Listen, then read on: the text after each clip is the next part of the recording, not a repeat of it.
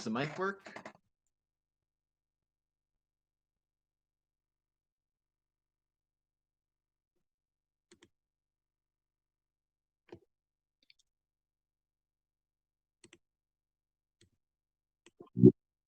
Is the mic working?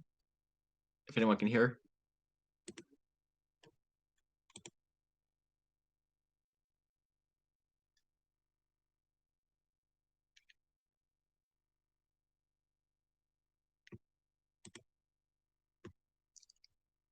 Okay.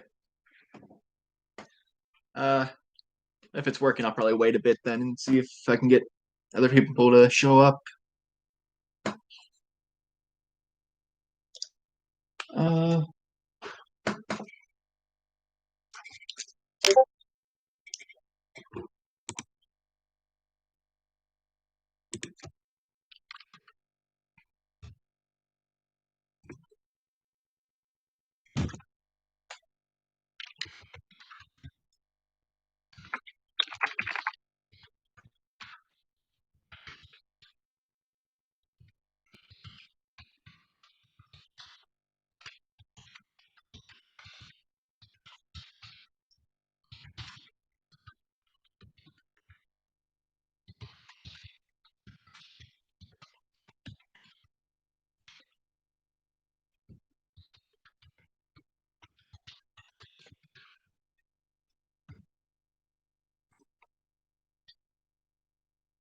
So what? 3 people? It looks like. I don't know. I've never done this before, so I have no idea like how everything works.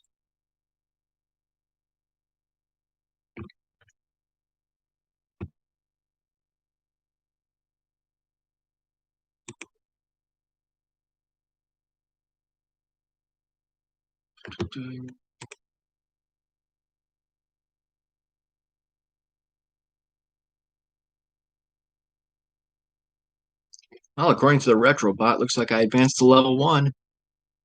Hmm.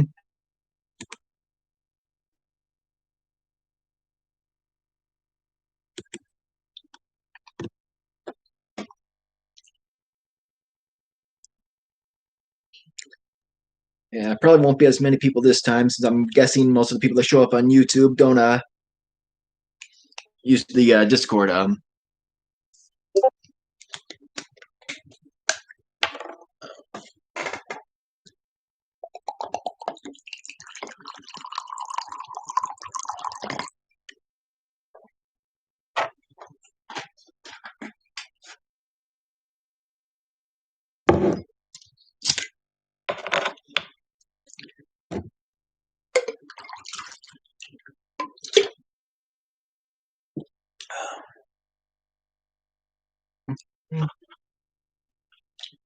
Even I don't really get on the Discord that much.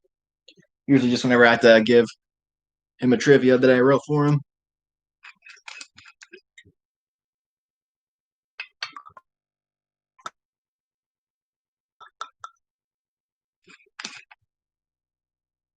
About 9:22. Maybe I should just get started soon then.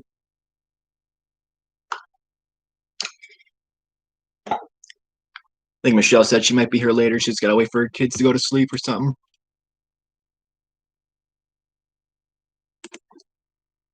Let's see, what all buttons are there here anyway? Just emojis. Nope. Oh, participants. Okay, so that number includes me too.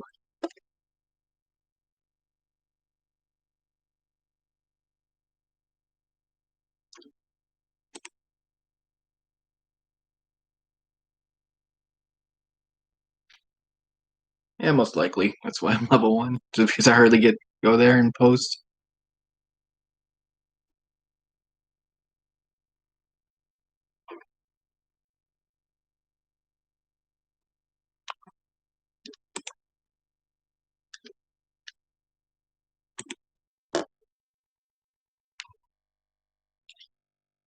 Should we just get started then, or should I wait a bit more and see if anyone else shows up?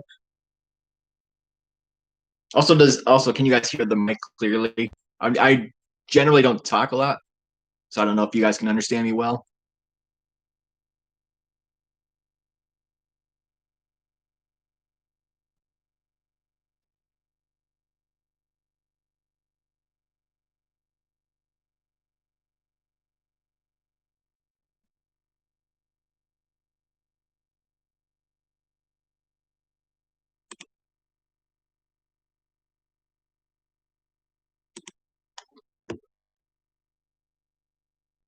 All right. Let me get this up here.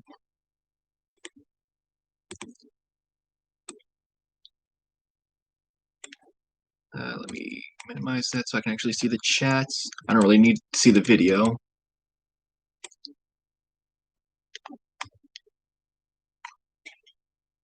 But yeah, so I wrote a basically a Halloween themed trivia, basically just a horror themed trivia. So we'll get that start now. It's gonna be kind of the same, just 30 questions. But whenever I write them, I usually do actual themed rounds. So anyway, round one, and it's gonna be the same thing. Just type in the answer. I'll see who gets it first. So round one is Stephen King.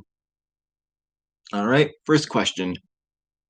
Stephen King has claimed that he has little to no recollection of writing this 1981 novel, which was made into a movie in 1983 due to heavy substance abuse.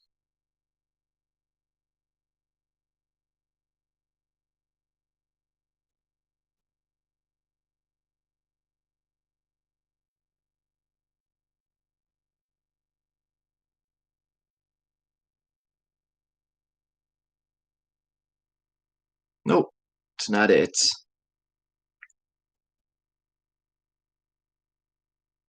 Nope, Carrie was actually in this from the 70s, I believe.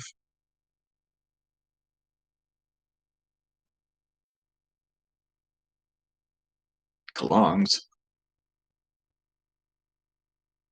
I'm guessing that's supposed to be Christine, but that kind of looks like Christian, but no, that's not it.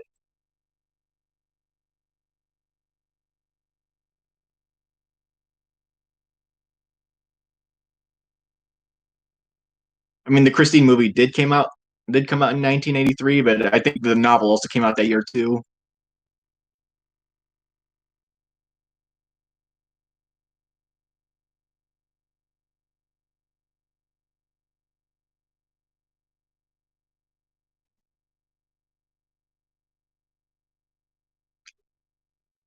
Here's a hint: the movie stars Dee Wallace.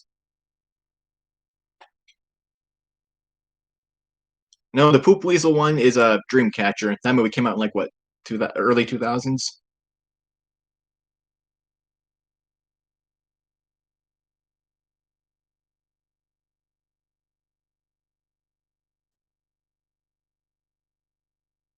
Also, I'm not sure how well you guys can hear it, but my apartment, I kind of share my apartment has a shares a parking lot with a Burger King, and I can usually hear the drive-through.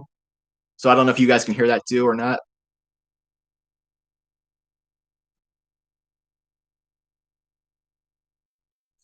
Maximum Overdrive? No, it's not that one. Okay, that's good. Come on, stars D Wallace.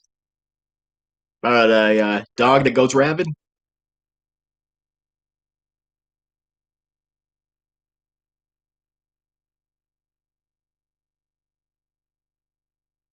Yes, Cujo. All right. So William got that one first. All right. Question number two. Stephen King has also admitted to being coked out of his mind while directing this 1986 film. Oh shoot! I already gave the answer to that one.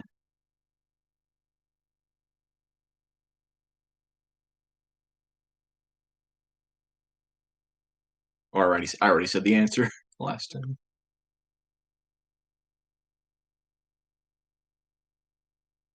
Nope. Nope. It's the only movie he's ever directed.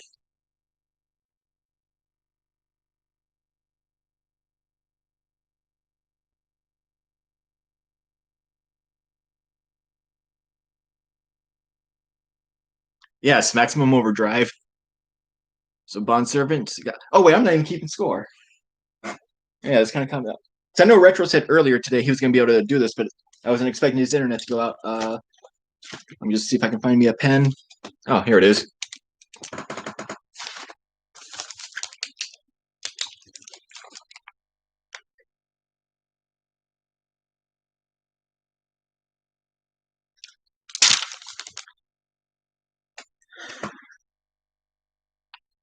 It was the '80s. Everyone was doing coke back then.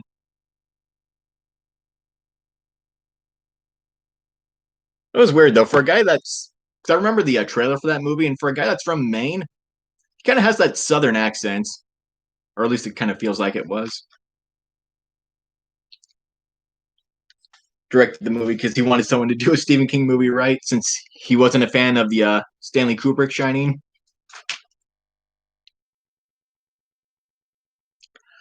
Um, yeah, it's an enjoyable movie.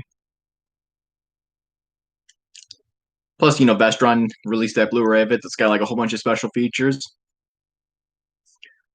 Anyway, question three. In It, which member of the Losers Club commits suicide to avoid battling Pennywise a second time?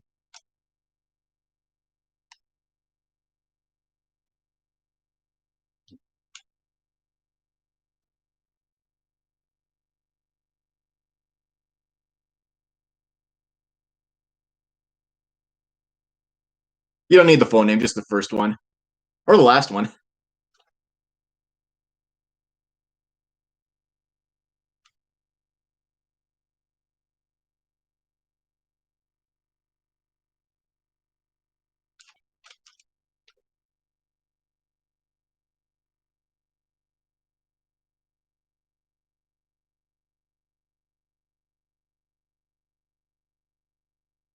Well, if no one can remember the specific names, here's a hint. I believe he shares the name with an Eminem song.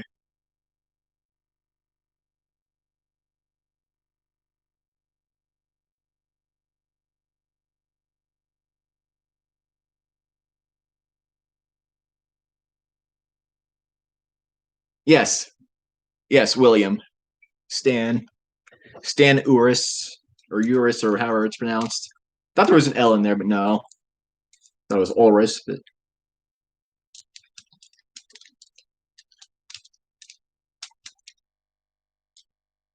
um,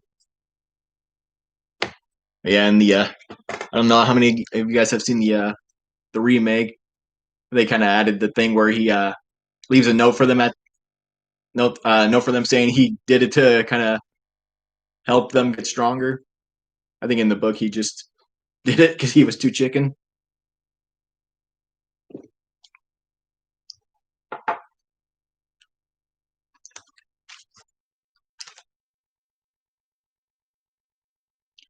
All right. Let me move this down. See how many are. See if anyone else has shown up. Nope, still four. Yeah, Stan, the one whose head was in the fridge,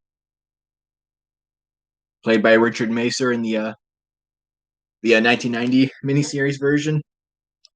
The dad from A License to Drive.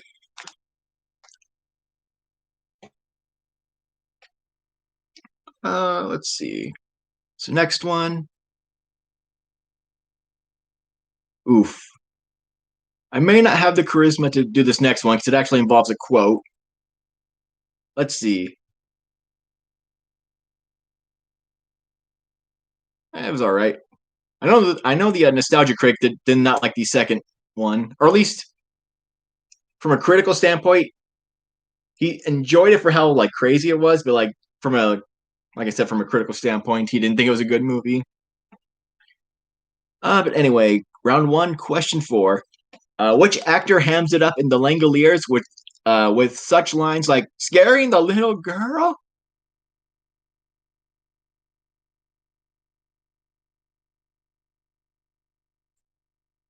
Yeah, I probably shouldn't yell that out too loud just in case anyone can hear me out in the other apartments or outside. Oh yeah, Bond. Bond got it right away.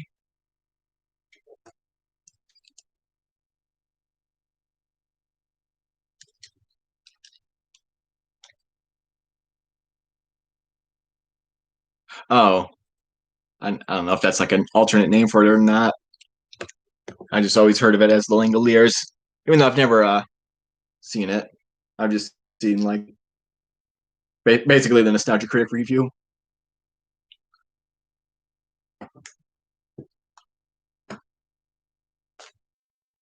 so I can't really say whether or not I like it. Um, so round one, question five. Yeah, it's possible. I don't even know how popular the short story or the story it's based off of is. I mean, most people probably know it through the miniseries. But then again, you could say that about most movie adaptations. Anyway, so round one, question five. Two of Stephen King's short stories from the Night Shift collection were adapted into segments into which 1985 anthology film?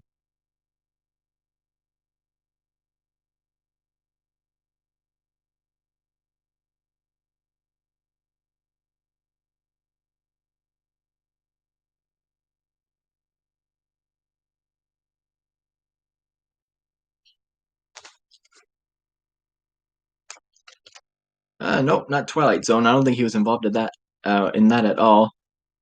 Not Creepshow.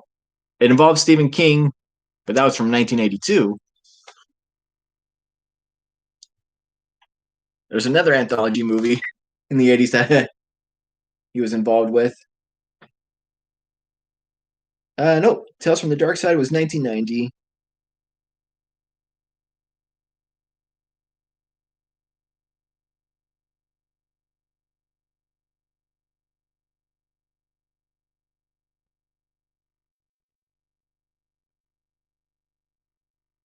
Nope, I think Monsters was just a TV series.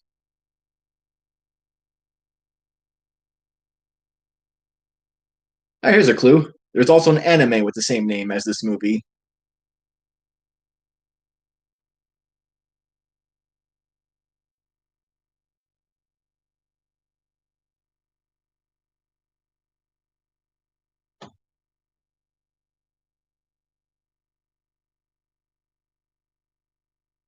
Nope. All right, here's another clue. The first word is an animal. The second word is a body part.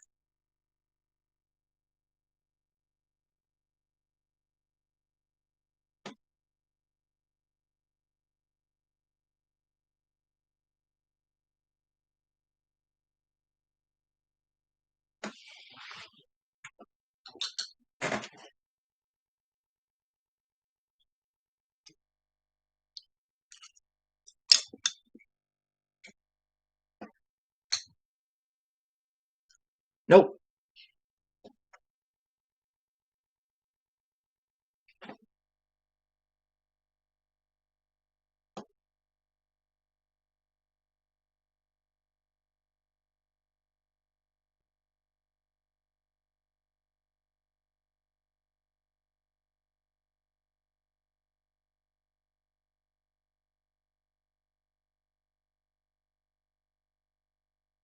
Let me know when you if you guys get tired of guessing, and I can just give you the answer.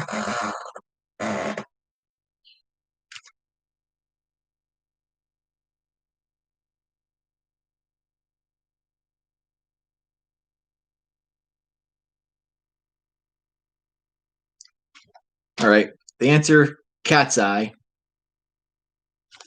Yeah, it was an anthology movie from 1985. Two of Stephen King's short stories, The Ledge and Quitters Inc. They were made into segments in that. Quitters Inc. is about a guy that wants to quit smoking. So he goes to this one thing called Quitters Inc., but it turns out they're like mob run and they're really, really serious about making you quit. And then the Ledge, it's about a guy that he's basically having an affair with this one crime boss's girlfriend. But then when he finds out, he like makes him crawl across the ledge on the top of his penthouse, and he says if he can make it, he'll like let them go. And then the third one, I forget what the third one's called, but it actually involves the cat. I mean, the cat's in all the stories, but like he actually like stars in the third one. It's got Drew Barrymore in it. Basically, this little goblin thing's trying to suck her breath while she sleeps, so the cat's trying to like protect her.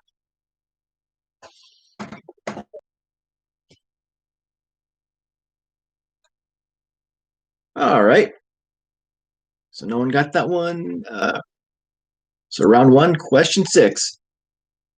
Depending on if it's the novel or the movie, Brian Rusk's Needful Thing is a baseball card featuring either of these players. So basically in Needful Things, the character Brian wants a baseball card that has either one player or another, depending on whether it's the novel or the movie. Oh, yeah, Mickey Mantle. That's the one from the movie. So Bond got that one right away. Anyone know the other one?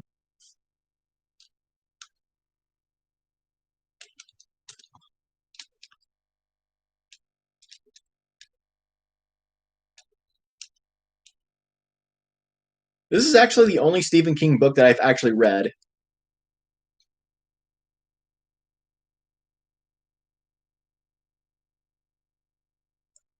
I never heard of Satchel Paige.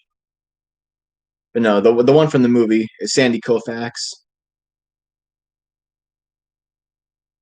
All right. So that's the end of round one, and so far it's a tie. Oh wait, no, it's not a tie game. Bond's got three, Will's got two.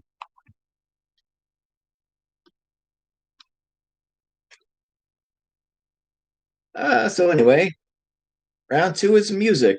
So too bad Steve's not here. That last time or that first time I wrote trivia and I had that music section, he actually did really good in that one. So anyway, this is just gonna be a round about horror theme songs or stuff like that. So anyway, round two, question one. Who directed the music video for Michael Jackson's Thriller?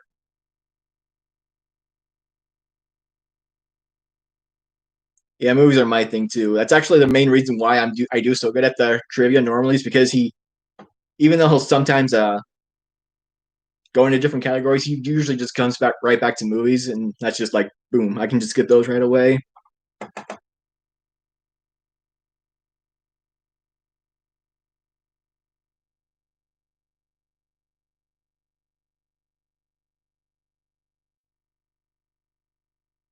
Jerry Kramer. Oh, this is a famous movie director, or at least he was.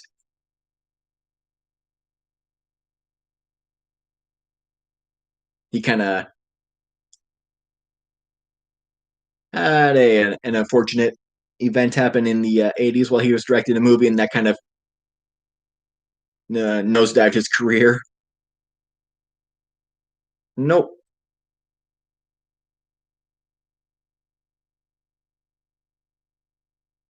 not Martin Scorsese, not Wes Craven.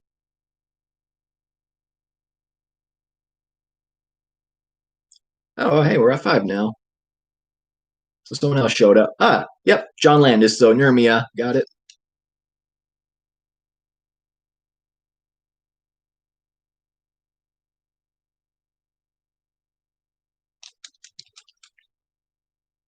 But yeah, John Landis. He's the guy that directed like Animal House and Blues Brothers, American Werewolf in London. But then he directed that one segment in the Twilight Zone movie with the helicopter accident that killed Vic Morrow and two child actors way later than what they were supposed to legally be allowed to perform. So yeah, he that kind of killed his career. I think he had like at least one more hit.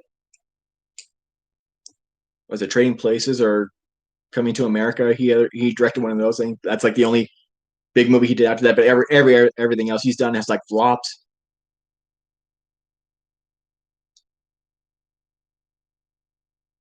I think his son directs stuff too.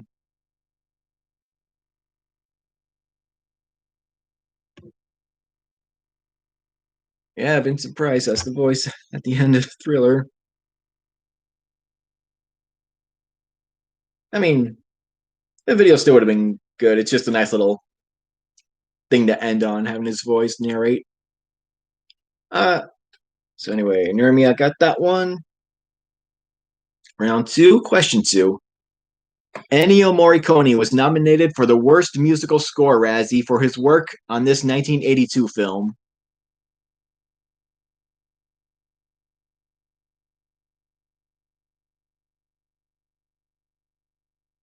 Possible. I haven't seen that Scooby Doo movie.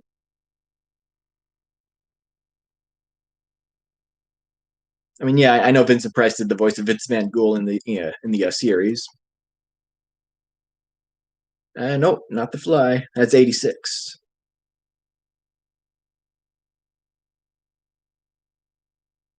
Actually, I just recently bought the fly collection, the Scream Factory fly collection. I tried to buy it on their site when they were having their Halloween sale, but it was sold out. But then they had it at Walmart. I was like, oh, all right. I can just get it right away instead of having to wait for it to get sent. I mean, I mostly wanted it for the remakes. I mean, I'll watch the original one eventually.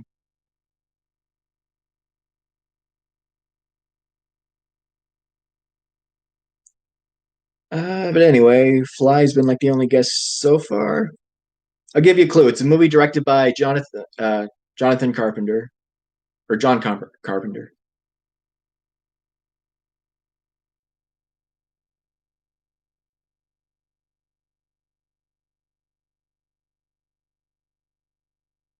1982. Even, nope, not Reanimator. That was directed by Stuart Gordon, and it's from '85. And it's also my favorite movie, Reanimator.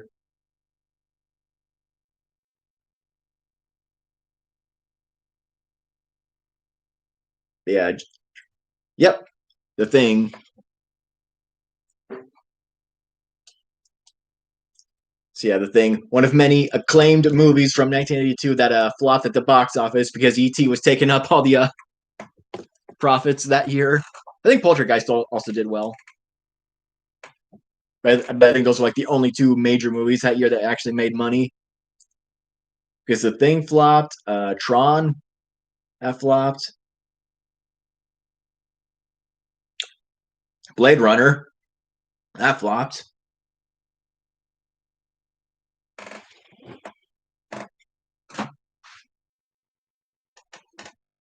I haven't watched it in a while. The Thing. I did get to see it in a theater a few years back, so that was nice. I mean, I always recommend trying to see a movie in a theater if you get a chance. Like if it's one that you really like, even if you already own it, so you just might as well go out and see it.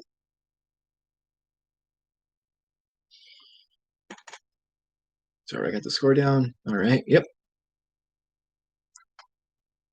All right. Question three. This song, the second single from Rob Zombie's Hellbilly Deluxe album, was featured in both Bride of Chucky and the Psycho remake.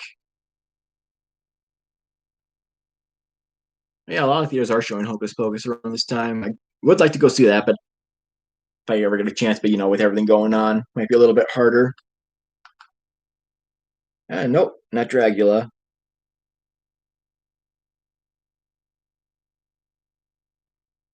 Nope.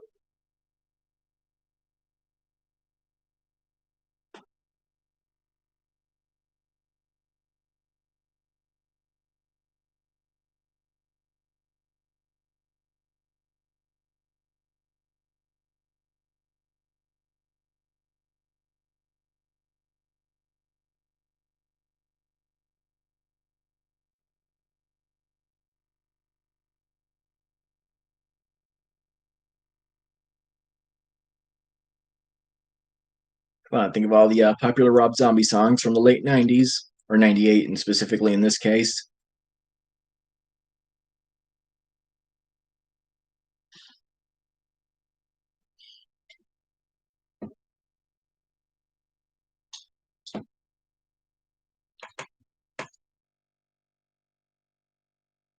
Hmm.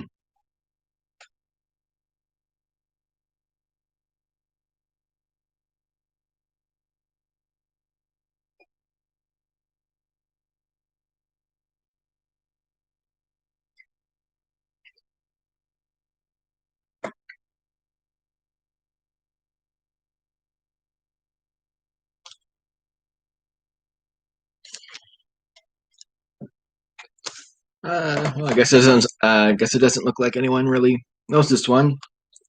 So the answer is "Living Dead Girl." I thought someone would get this one for sure. I thought that was like his most popular song, or at least it was back then.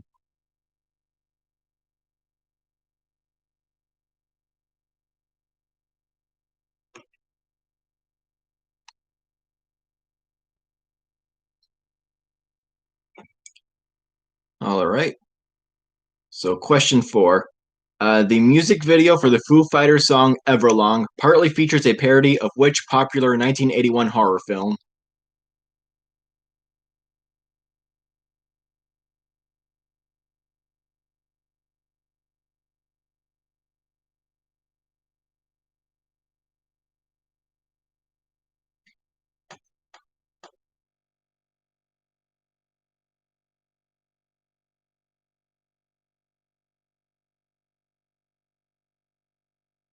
Nope, it's not Nightmare on Elm Street.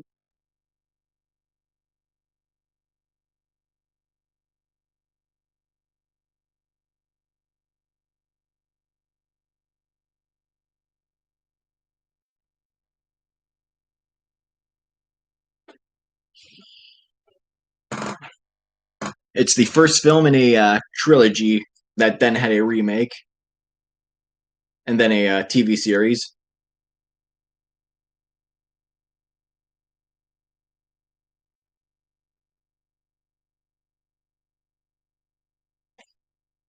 Nope, not Twilight Zone.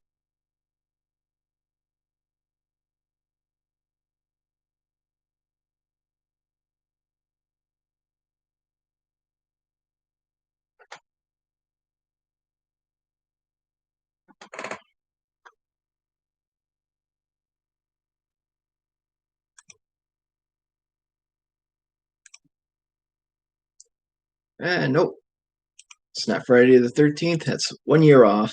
That's from 1980. Plus, it has way more than three movies.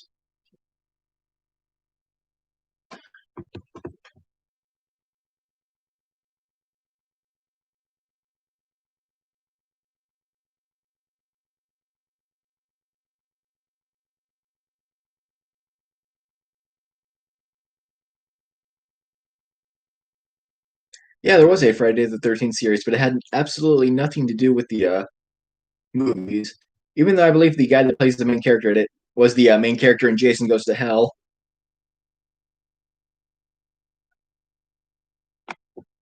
Steve LeMay, I think that's his name. Something like that. I think he was also in 21 Jump Street.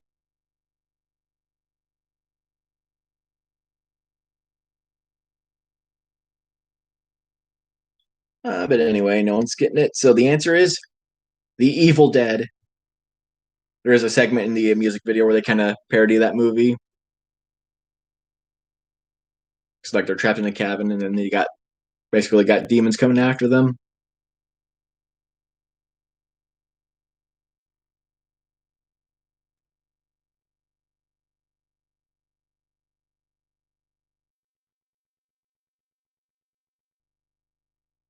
That actually, I have a couple of people. I got one. Actually, let me see. Yeah, you can kind of see a Army of Darkness poster over there. And I've actually got another one. Yeah, right there. They're from the Scream Factory Blu-rays because I bought it when it first came out. I came with that one, and then later on, since I had Bruce Campbell actually sign the DVD for that Blu-ray, I ended up buying this one so I could have one that I can watch without having to like mess with the case that has Bruce Campbell's signature on it. So the other one, the Steelbook one, came with that poster. Oh yes, I do. I do like horror movies. I mean, the camera's not facing it. But if you see my other wall, it's like all horror movie posters and then like anime posters also. Oh, yeah, I got a whole bunch of Scream Factory ones on the wall that's touching the outside.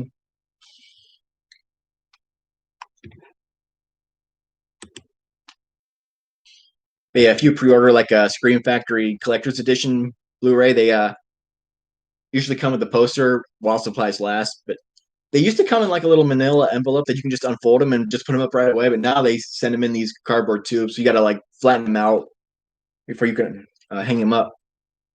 Have I seen See No Evil? Actually, no. I mean, I was watching wrestling around the time it came out because they brought that into the storyline, made it so Kane hated the date, May 19th.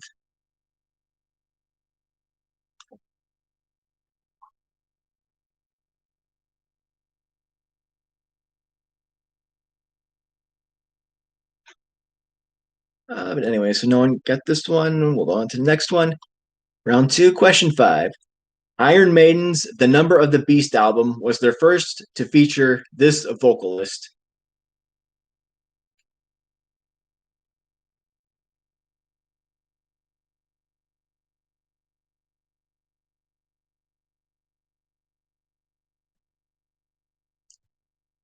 Or long story short, basically who's the most popular vocalist for Iron Maiden, because they used another one before this album came out.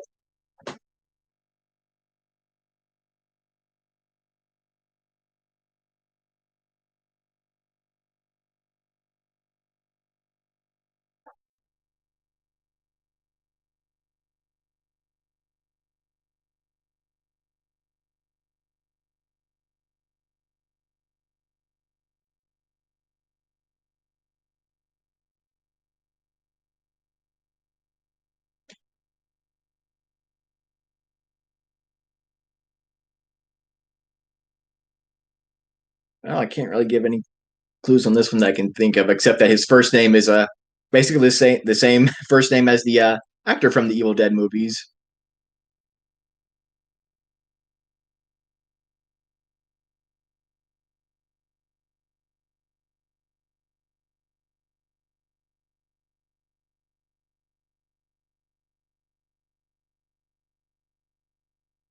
Nope, it's not Ozzy. The actor, not the character.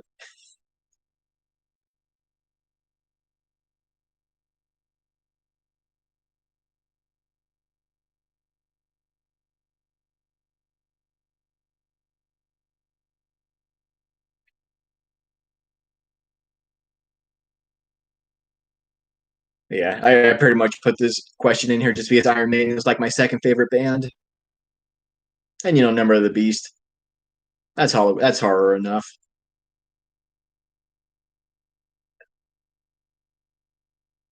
Doesn't look like anyone's getting this one.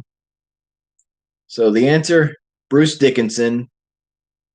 I forget who the vocalist they had before this album was, but Bruce Dickinson is like the vocalist for Iron Maiden. Like he's the one anyone ever talks about. It's kind of like how Rush had a drummer before Neil Peart, but nobody remembers that guy. I think he was the drummer for Working Man.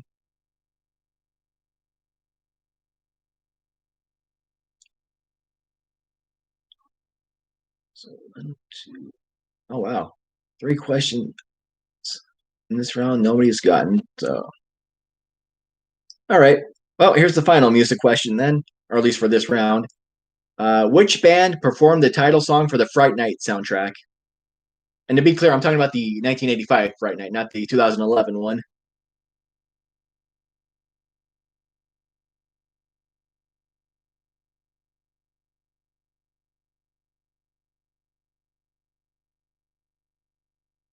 Oh yes, both of them are definitely good. Like the Fright Night remake was like one of the first remakes of an 80s horror movie that actually got good reviews.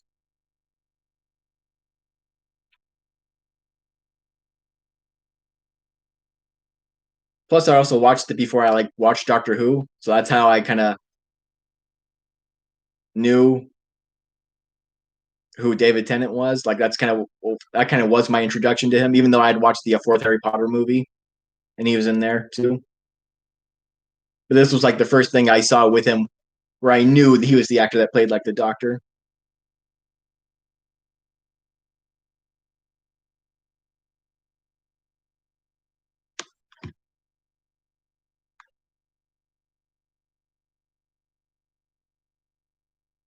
But anyway, if you don't know the Fright Night soundtrack, the title song, it was sung by a pretty popular '80s band, or at least one that a lot of people seem to like, or at least at least one song. Yeah, yeah, David Tennant's first few scenes in that movie, he did appear kind of shirtless for a while. You also got to see him or hear him swear a lot. He doesn't really do that as the Doctor.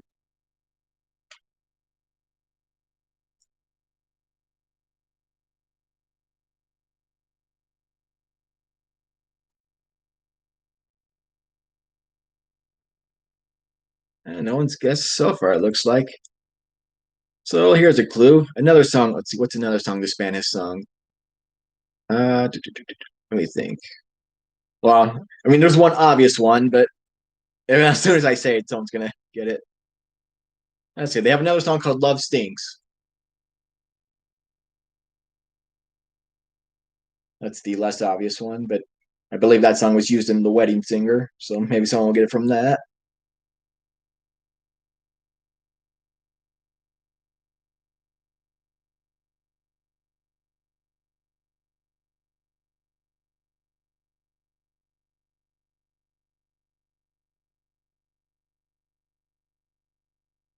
All right, their most obvious song, "Centerfold."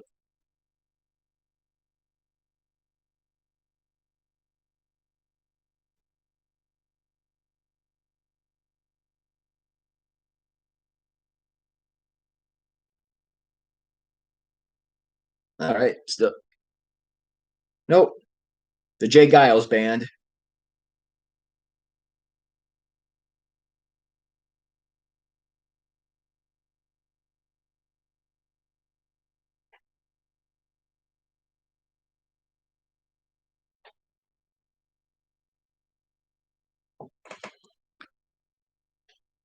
Well, that's the end of the music round. Looks like it's a good thing too.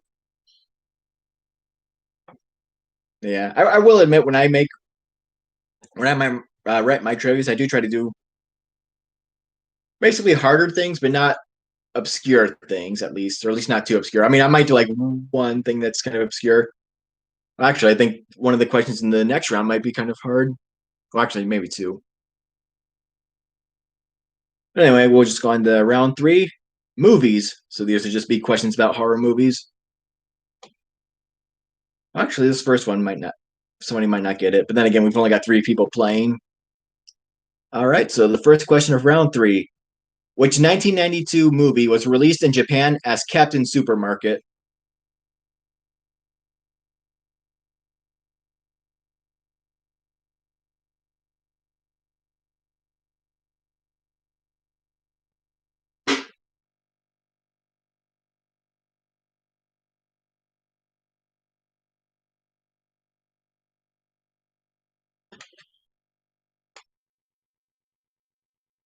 Oddly enough, we were kind of talking about this movie a little bit earlier.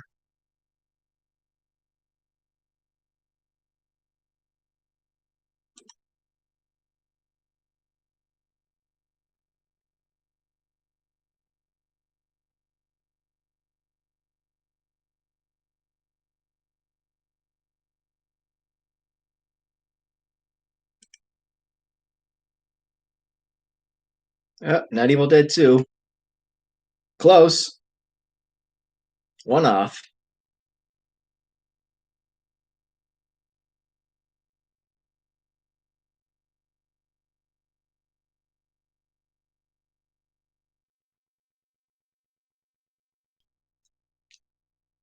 So Will got this one. When I was originally writing this, I was actually going to try and do a whole round based off of foreign titles for movies. But I couldn't really think of anything too good besides this one and another one. Here's an extra credit one. Uh, which which horror movie is known in Ireland as One Wedding and Lots of Funerals? Now, there's a bit of a clue in which country I said, and it is a horror movie, so too. Nope, it's a horror movie, and there's a reason why it's why I said Ireland was kind of a clue.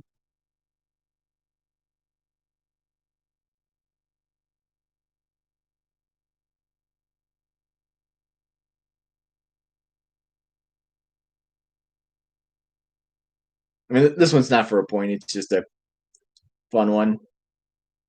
Yeah, Will got this one. Army of Darkness.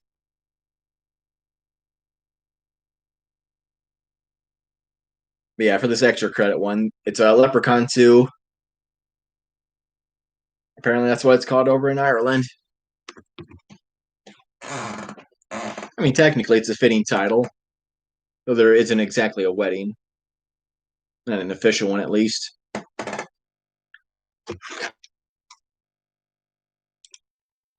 All right, this one might actually be a bit tough. The second one. Uh, Name either of the two horror movies that were investigated in the UK, one of which ended up being banned due to the murder of 2-year-old James Bulger.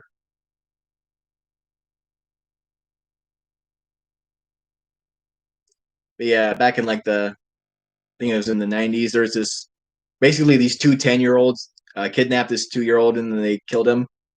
And then they investigated, like, when they looked around, it's not, nope, not Bloody Birthday.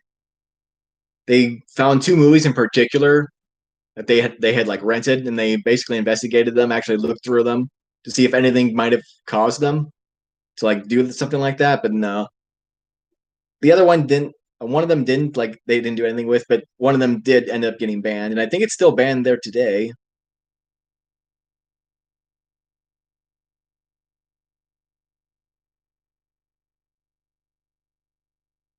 I know one of the movies is probably a bit obscure, but one of them is the third part in a popular horror franchise.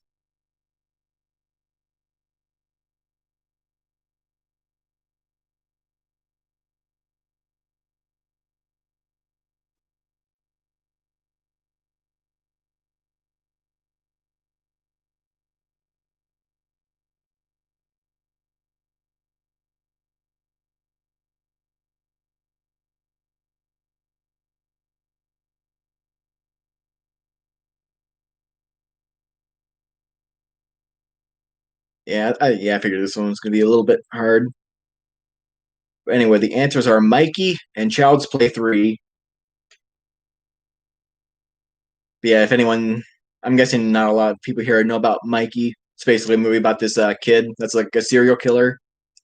He basically goes from like foster home to foster home, and then when he thinks they don't love him anymore, he like kills the family and then moves on. I believe one critic said it was basically the kid version of the stepfather.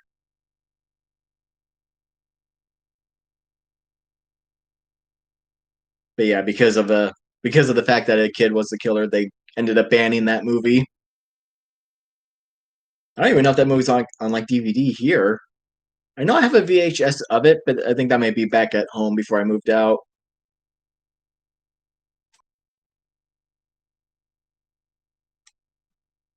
Anyway, this next one will probably be a bit easier. Way before joining the MCU, this actor portrayed the now adult Tommy Doyle in Halloween: The Curse of Michael Myers. So the MCU, the Marvel Cinematic Universe. Nope, not Chris Evans.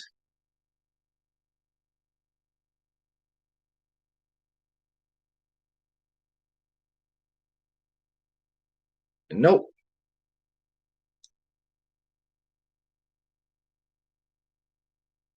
nope. So at least with this answer, you guys can kind of like guess without me having to give clues.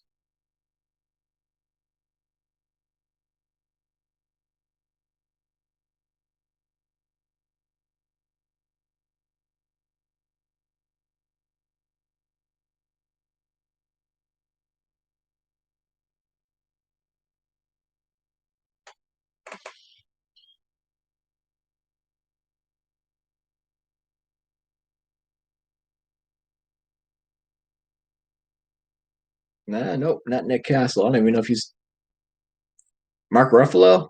Nope, or Edward Norton. Which once again, nope. I believe this actor was also in Clueless. I think I haven't seen Clueless honestly,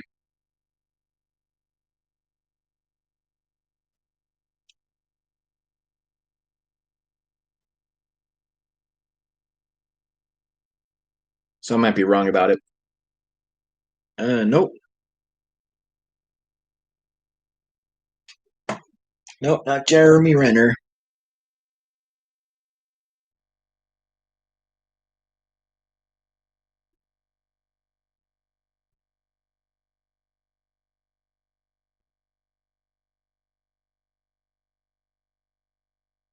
Brad Lorre or Lorre, or however it's pronounced.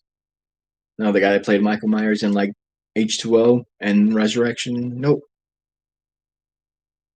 Oh, it's an actor in the MCU. He does play like a major character in the MCU. He was especially important in Endgame.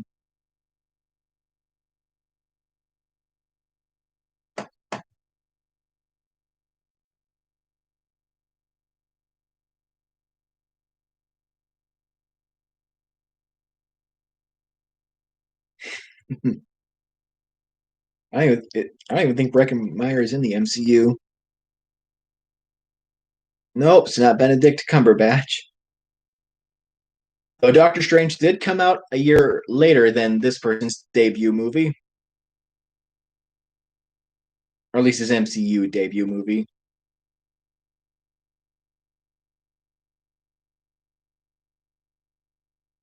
Yes, Paul Rudd. Bond got that one.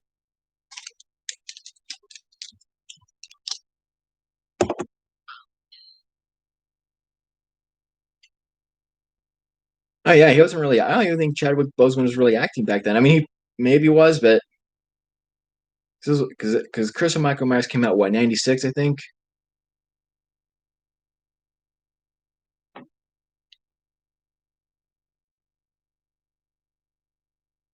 Yeah, Chris and Michael Myers. Jeez, I still haven't seen the producer's cut. I think it is the one that everyone says is like way better than the theatrical one. I mean, I bought like a Halloween collection thing, but I think it just has the theatrical one. Uh, yeah, looks like it's just the theatrical one. Well, actually, it says rated R and not rated. Maybe it does have both.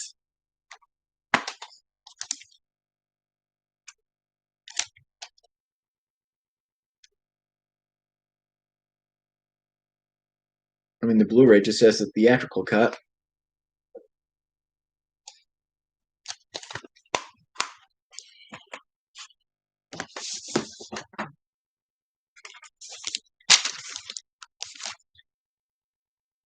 Um, but anyway, we'll just go on to the next question. The answer to this one is actually a movie we mentioned earlier. Which movie features the quote? And what would a note say, Dan? Cat dead. Details later.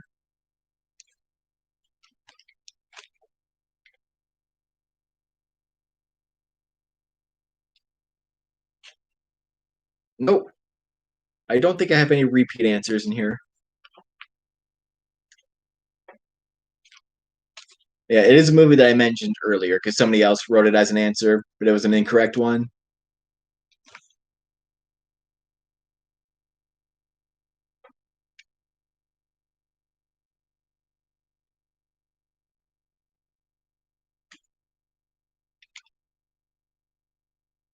Nope.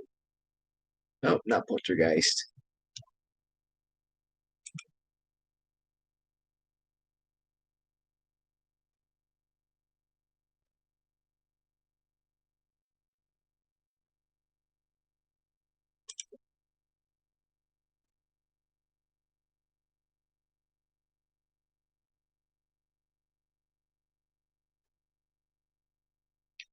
Nope. Did I give the year for this movie?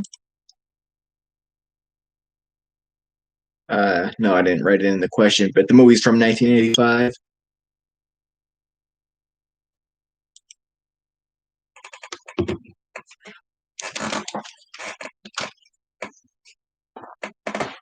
Nope, it's not Carrie.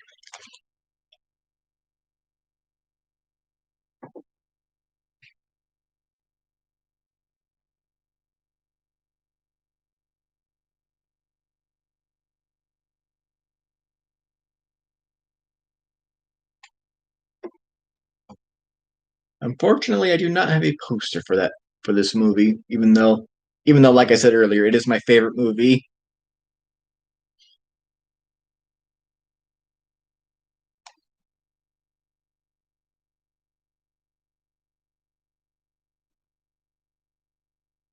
That should be the big clue. So I specifically, yep, Reanimator. So a couple of you remembered that. But on the chat, looks like William got it first.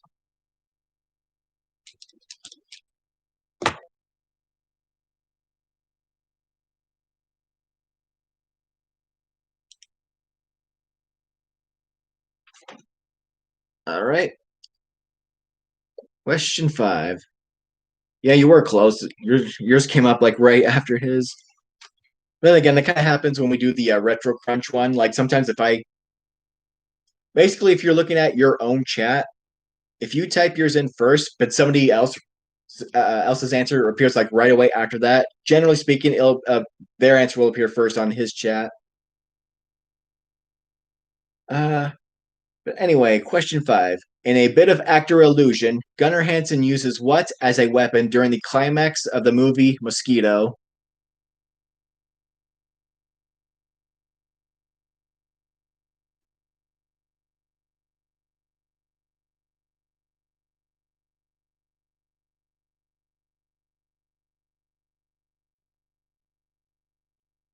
Mm, I'd say probably be a little more specific.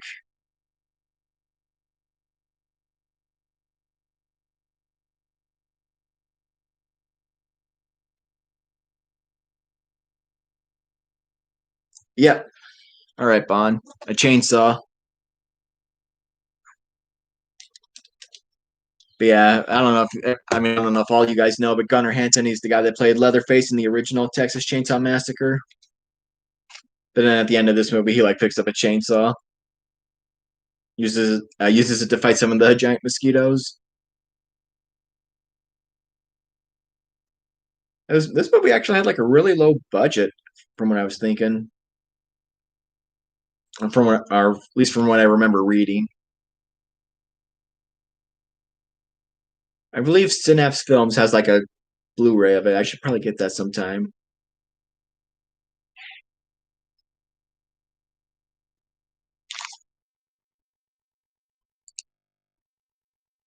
Oh yeah, since we've been talking about Evil Dead a few times. Anyway, last question of round three. I'm gonna go ahead and take a guess and say nobody's probably going to get this one. This 1989 movie subverts some tropes by having both its token minority, played by Ken Foree or Foray, I don't know how you pronounce his last name, even though he's kind of been in a lot of horror movies, and its comic relief, played by Pauly Shore, survive. So basically, in horror movies, usually the minorities and the comic relief characters usually get killed, but in this specific one, both these characters actually survive.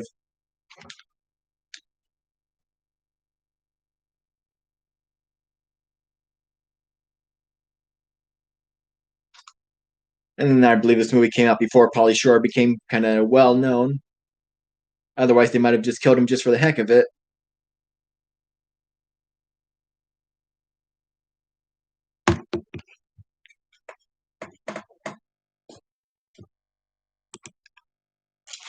Actually, you guys can guess a little bit. I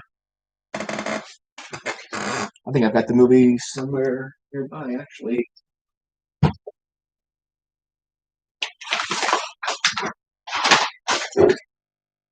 Yeah, this movie has been released on DVD, but it's like out of print and really expensive. So I actually had a guy that I work with burn it onto DVD for me. But I've got the VHS right here. There's actually a consignment store in my hometown that opened up around 2007, and this was like the first thing I ever bought from that store. Anyway, the answer. Oh wait, it's reversed. Huh. Phantom of the Mall, Eric's Revenge.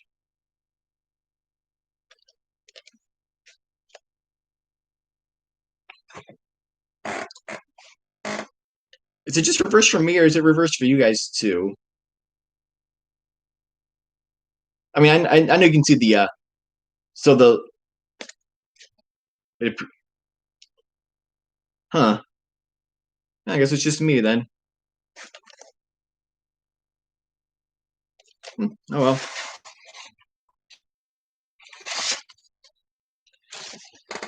But yeah, like I said, this was the first thing I ever bought from that consignment store. I usually watch it like at least once a year.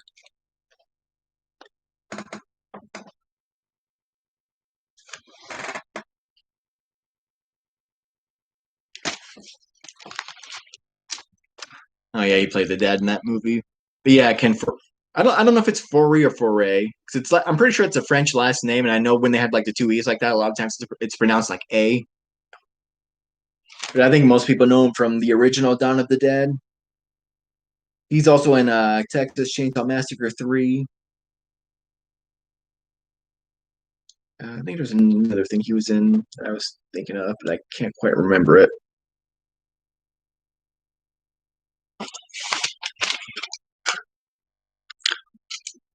But anyway, oh wow, I've already been going for an hour. So anyway, round four, Tales from the Crypt. I had to do a round on this. This is my favorite TV show, and the first season was in the '80s, but I think that's the only season that was in the '80s. So it's still technically a mix of '80s and '90s.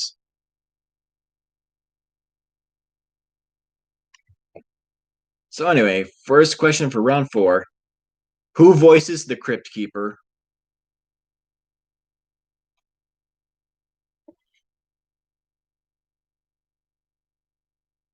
And, well, I mean Bond already got it, but yeah, I meant in live action.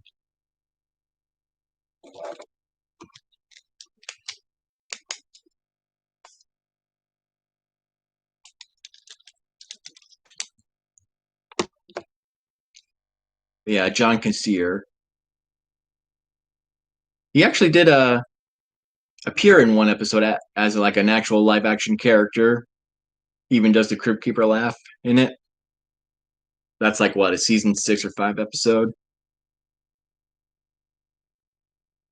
The one about oil. Anyway, question two. The episode and all through the house involves a woman defending herself from a killer dressed as whom? Oh yeah, John Cassier also did a lot of voice acting. Because I think he voices Buster Bunny in Tiny Toons.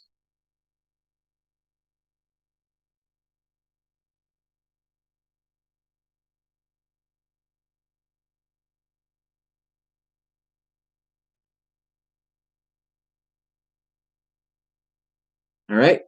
So near me, I got this one. Santa. This is probably one of the most popular episodes of the series. They even had a segment of it in the 1970s Tales from the Crypt movie. You know, the British one. Like they actually moved production to England, and then they had like an all English cast and like everything like that. They even had Ewan McGregor and like Daniel Craig in a couple of episodes, and this was like '96, so this was like before either of them were well known. I think there's a few episodes with vampires. So you've got the one that's like in Alaska that's got vampires. The Secret that has vampires in it. Werewolf Concerto has a vampire at the end, but that's kind of a twist.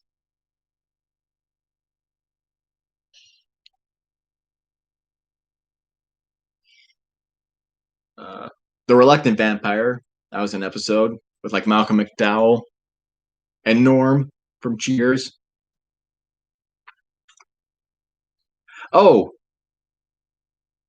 you're talking about the vampire movie.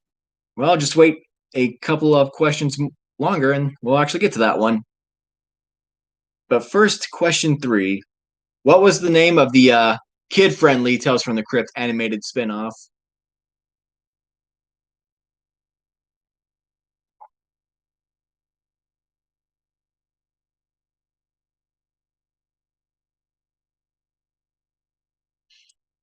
But yeah, they had a Tales from the Crypt cartoon. The first 2 seasons were like from '90. Oh, right. So William got this one.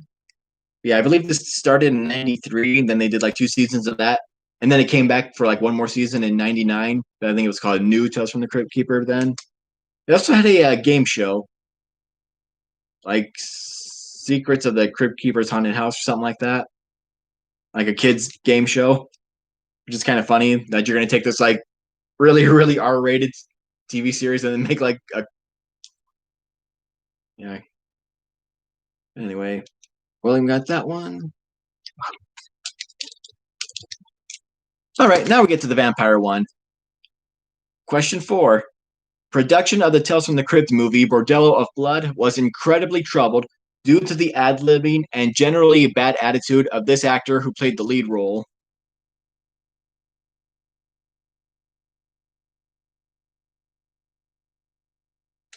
So basically, who plays the main character in Bordello of Blood?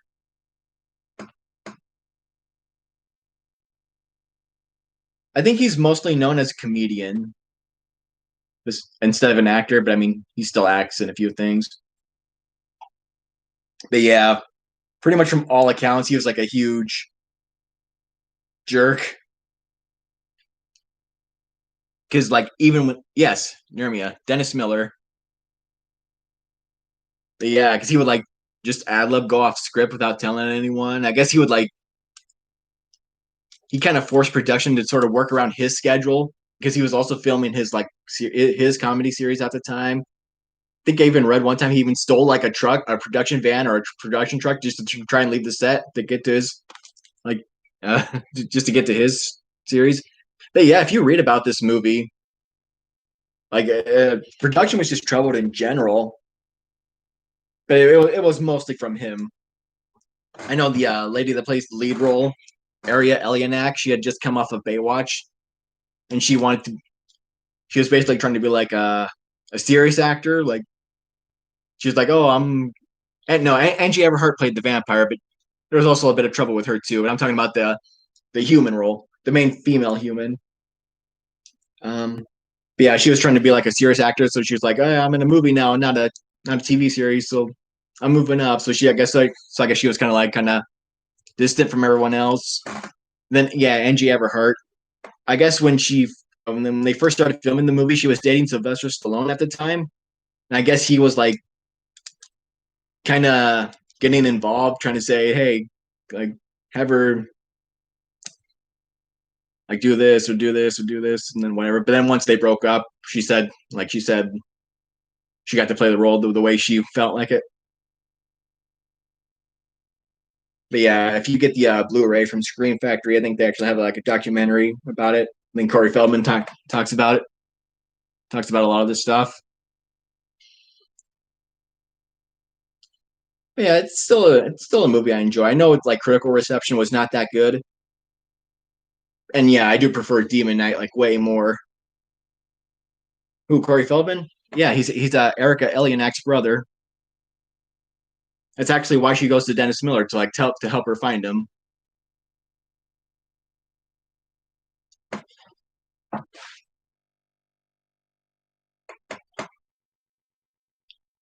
Uh, yeah, admittedly, since I've gotten the Blu-ray, like I think I've only watched it like once or twice. Like I said, I strongly prefer Demon Knight.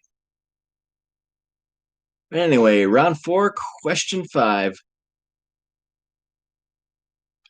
Oh, she was. It was probably the movie. But anyway, the final episode of Tales from the Crypt was based on which fable?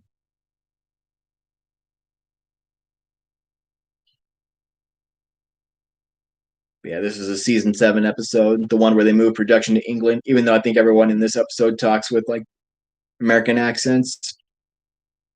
It's also the only episode that's animated. It is based off a famous like story or fairy tale, I guess. Yeah, I kind of hesitated to use the word fables because that kind of makes you think like the Aesop stuff, but no. I guess it's technically a fable since you kind of learn a lesson, but I would have called it more like a fairy tale or a story, just a kid's story. Nope, not Hansel and Gretel. I mean, I only use the word fable because I think that's what the Wikipedia article called it. Nope, it's an animal-based one. Green Jelly did a song about them.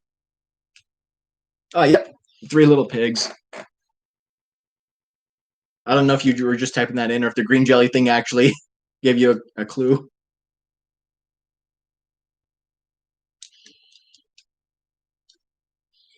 But yeah, basically they did their own version of the Three Little Pigs for their final episode. Well, most of Aesop's fables are animal based.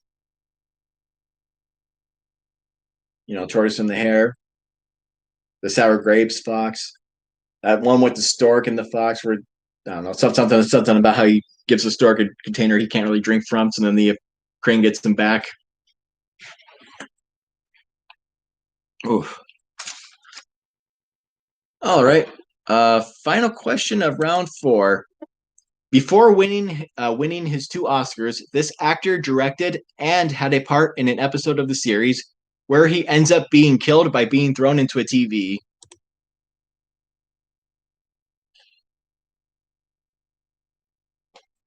So basically, we're looking for a two-time Oscar winner that directed an episode of Tales from the Crypt that he dies in.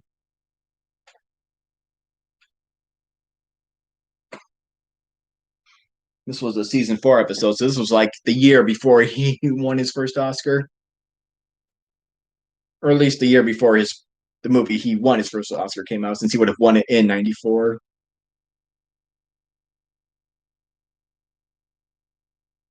But yeah, if you go back and look through the series, you'll actually see like you had a lot of big name people actually direct episodes.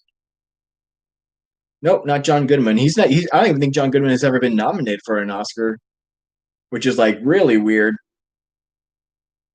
She's got Barton Fink, Big Lebowski, 10 Cloverfield Lane, but then again, that one was like a sci-fi horror movie, so there's like little chance of him getting nominated for that one anyway.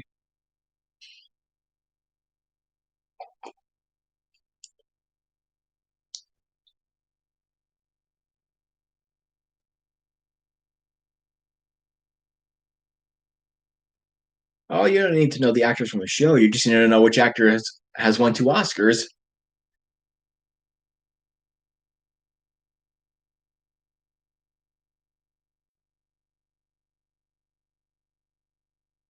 Right, Tom Hanks.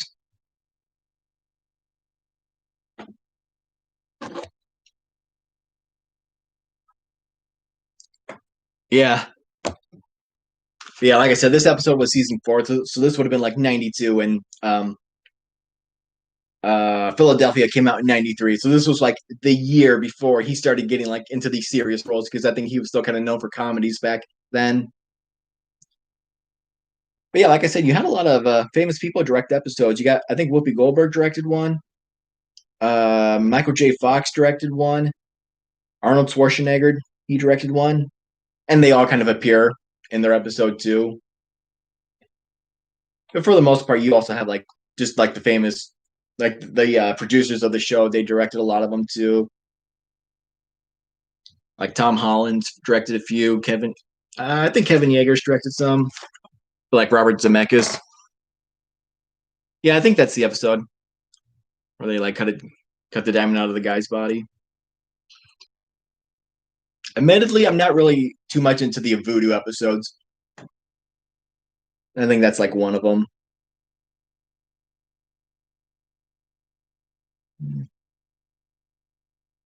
Can't really think of anyone else besides the usuals who have directed episodes. But anyways, that was the final question of round 4. So now we just got one round left.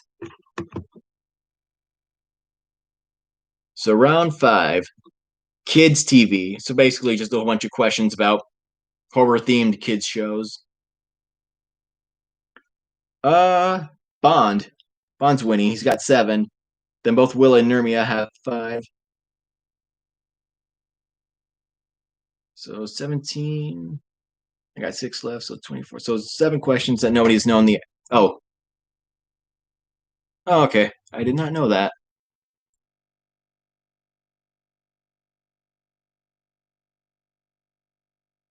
Admittedly, it's kind of sometimes hard to tell genders just by people's screen names. But yeah, okay. I did not. I'll try and remember that.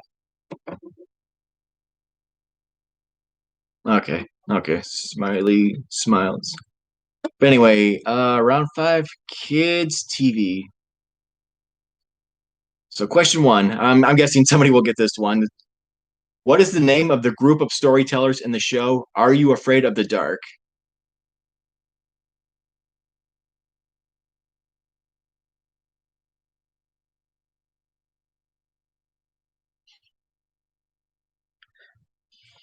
All right, looks like Nurmia got it first.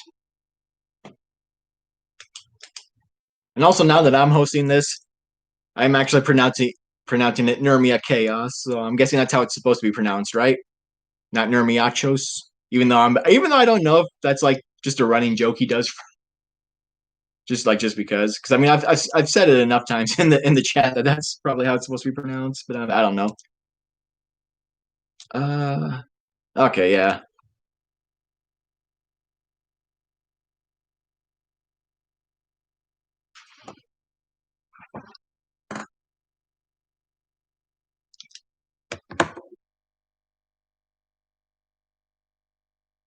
Yeah, like I said, I do think it might just be kind of a running joke with him right now, just because it's like, oh, that's how I pronounced it. I'll just keep pronouncing it like that, just for the heck of it.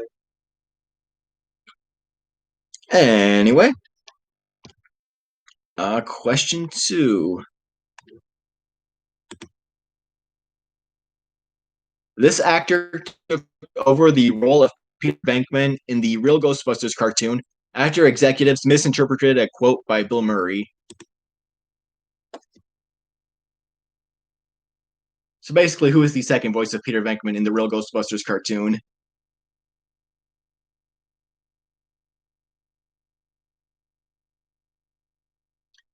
No, the guy that voice. Oh, William Dave Coulier. Nope, Lorenzo Music was the original voice. Um, but yeah, so Lorenzo Music voiced him first. Then was it like starting with season 3 or 4? The executives had him replaced with Dave Coulier because Bill Murray kind of jokingly said, "Oh, look, they got me sounding like Garfield on this cartoon," and they thought he was being serious. So they're like, "Oh, we gotta get rid of this guy and get someone else." And to be fair, I do think Dave Coulier's version sounds closer to movie Peter Venkman. But the thing is, the cartoon Peter Venkman was written to sound more like the way he's written. Lorenzo Music's voice was way more appropriate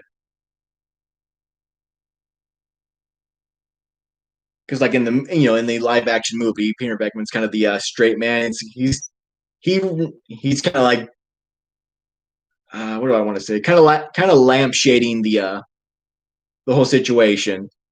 Like he realizes how weird all this stuff's going on, but in the cartoon, I think he was just more like a disinterested kind of voice, and that's probably why they went with Lorenzo Music at first because he voices Garfield. He kind of has that like lazy voice down.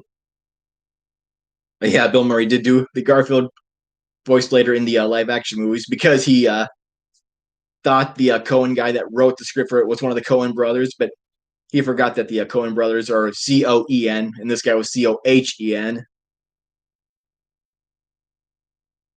Oh well, hey, he got paid for him, so there's that.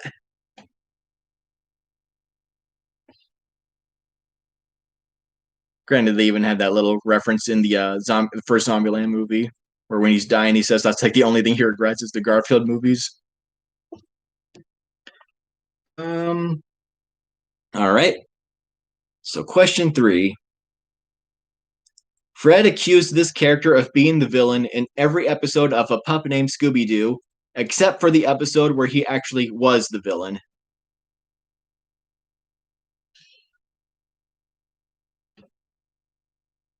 So, yeah. Yeah, I'm gonna give this to Nurmia because I didn't specify that I wanted his full name. But yeah, Red Herring. Basically, the kid's name is Red Herring, and Fred accuses him in every episode except for the one where like everyone else just finally gets tired of him, like accusing him all the time. So they tell him not to, and then it turns out it actually was him.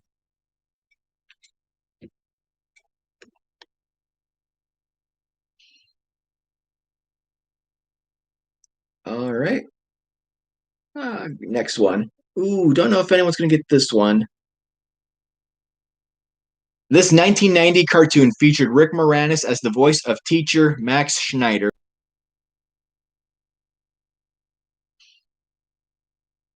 So basically, this was a cartoon, like a horror themed cartoon. from 1990 where Rick Moranis like voices the main character.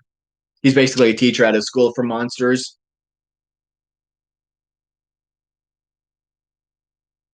I haven't watched the 1990s cartoon intros, but I forget if Retro Crunch actually has it on his videos. But I do like the theme song. I recommend. I'll give it a watch if you guys haven't seen it. At least the opening. I do remember I watched this a few times back when it was actually airing. So no, not Little Shop of Horror. So they did have a Little Shop cartoon on like Fox. I think it was just called Little Shop.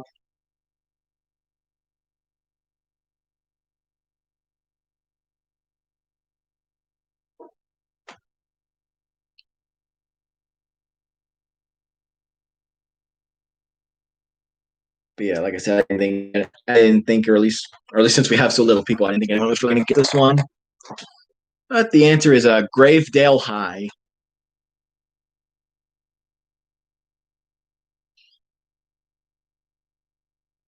I was watching the episodes of this like a while back, so I don't know if they're still on YouTube or not.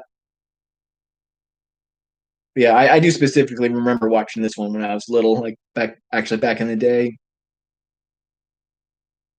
But like I said, I do like the theme song though. I would check that out if you get a chance.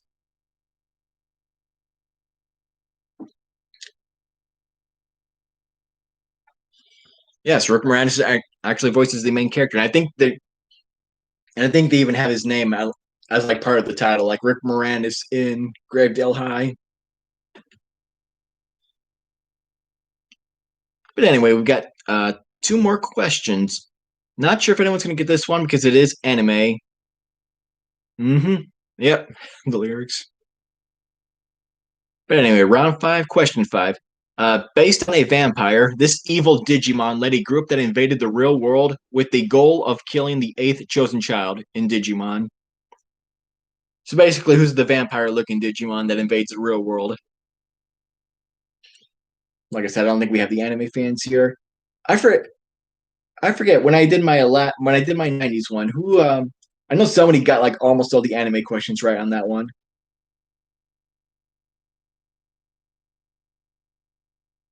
I will accept either his English name or his Japanese name.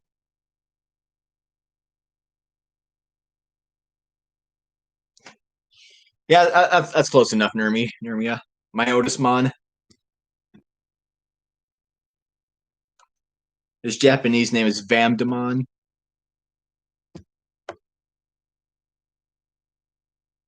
That's a great arc. I mean, the Digimon in general is like, or at least the first season. It's really even the dub I enjoyed. Even though, yeah, it's watered down. They send people to the dungeon instead of killing them. But and of course, the alcohol they got to censor that stuff out. And yet they kept the whole number of the beast thing when they defeated Myotismon, and then he came back with the whole. I mean, they directly referenced the number of the beast. They called it that, and then the guy that actually said it smokes on screen too. So they let that one go too. So yeah, good for them.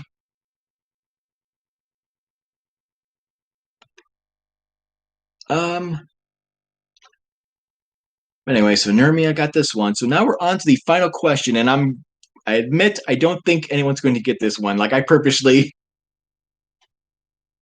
put this question last just because I figured it'd be a hard one. But anyway, oh wait, never mind. Somebody actually might get this one because of the way I wrote the question. Anyway, this actress starred as Goth Girl Sarah in the series Bone Chillers before becoming more well known for the live action Scooby Doo movies. And I'll be right back again because I actually have some VHSs for this show. I'll just go grab them so I can show them off.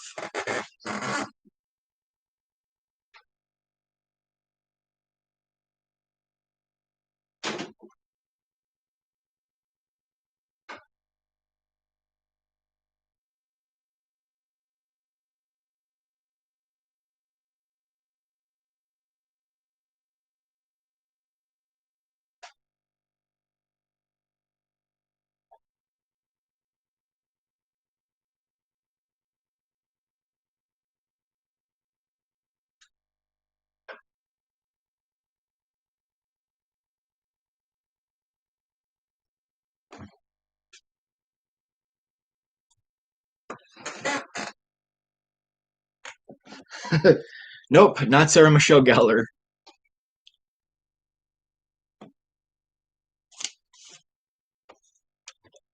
Yeah, I've actually found a couple of VHSs of the show, like across the street at the Goodwill.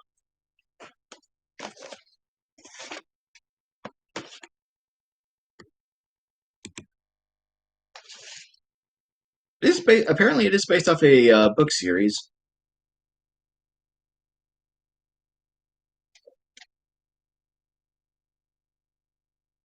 It is the actress that played Velma. She's also in the MCU. She's Hawkeye's wife.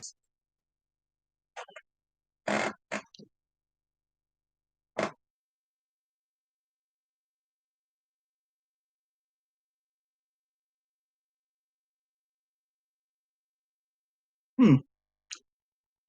When did these VHSs come out? She's actually the first one listed in the credits for them on the back of the boxes.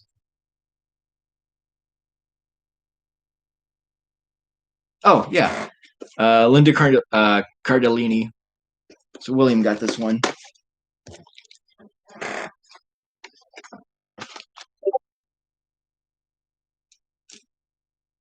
But yeah, she's in Freaks and Geeks too. But I thought maybe more people would know the Scooby Doo movies. I mean, I've never even watched Freaks and Geeks. Sounded like I got a ping on Discord.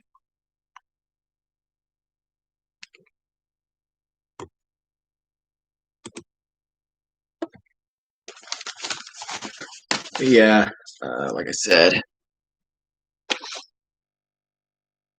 I'm trying to pull these back. I don't know if it's like glare or not.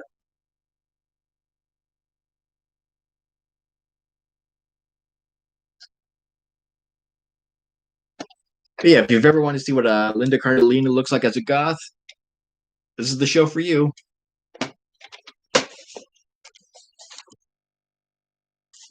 Charles Fleischer is also in these. He plays like the janitor of the school. Charles Fleischer, the guy that voiced Roger Rabbit.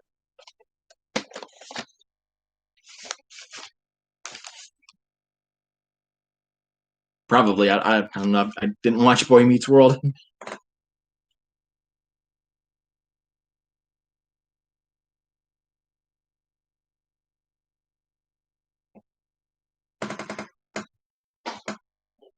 Anyway, that was the final question. Ooh, wow, close game. Nermia's got 8. Bond and Will both got 7.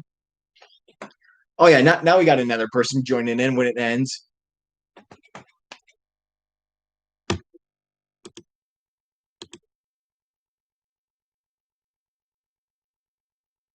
Or maybe not. It says 5. It says 5 participants.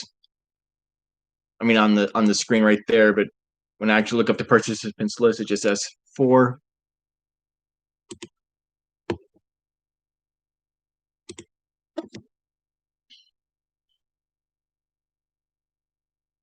Maybe I should have muted Discord before this. I don't know if you guys can hear the ping.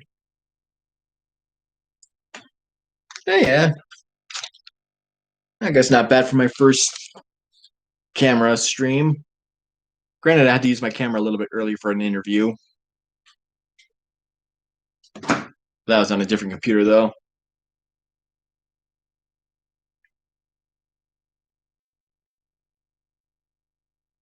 Yeah. Uh, yeah, I'm guessing Retro's internet never came back. Wait, I should probably just do the mark as red. That way, if it comes up again.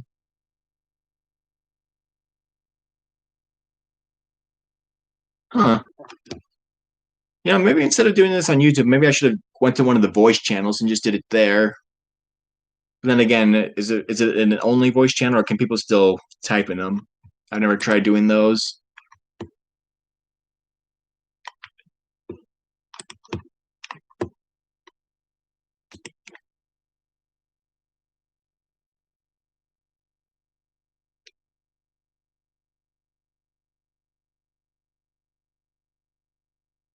Oh yeah, I've seen the retro movies and TV chat.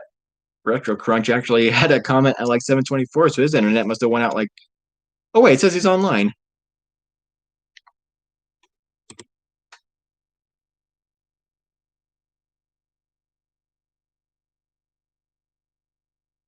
Max no Mike.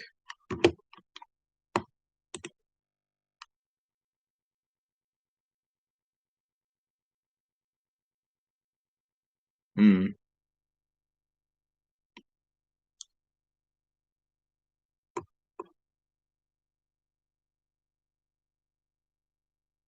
Oh, actually, it says his internet's been down since the morning. So I guess he's just doing something online.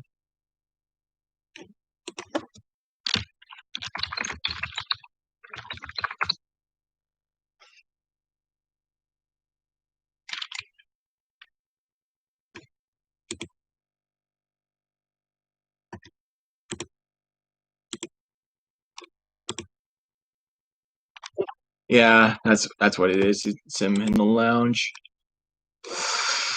Well, technically, we could play again. I do have the Friday the 13th and Nightmare on Elm Street trivia game back there. Oh wait, he can't hear me. What am I talking about? What am I trying to talk to the Discord people? Uh,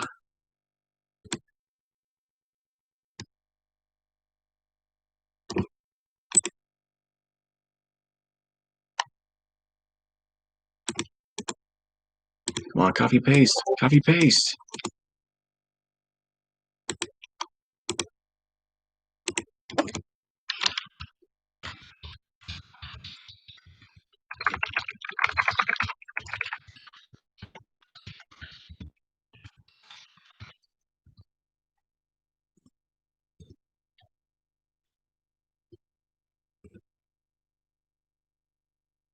Um,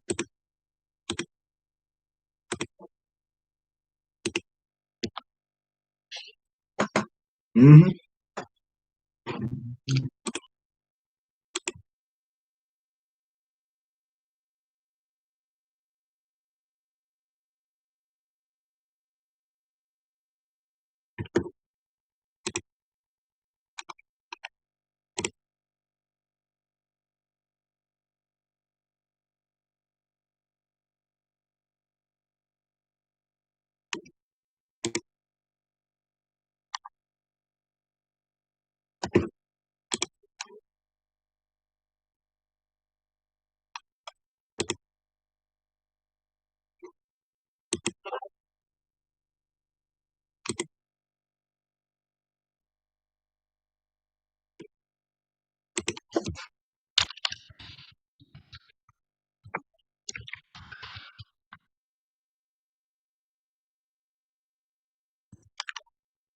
Uh,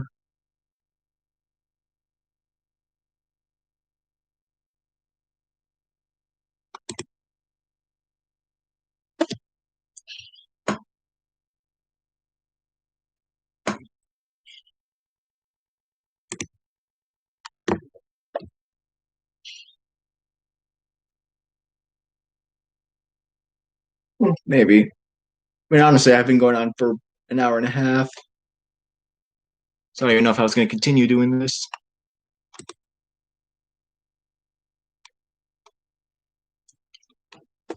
Uh,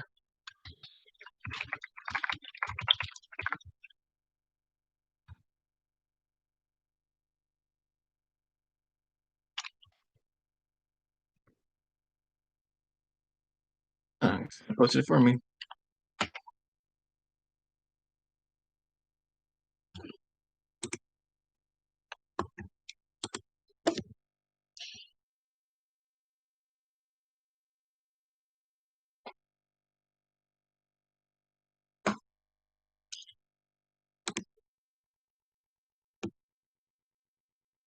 Oh, there he is.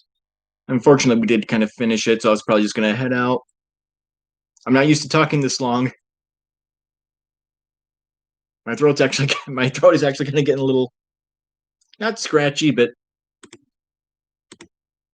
uh, I should probably get some water. Oh, there it is.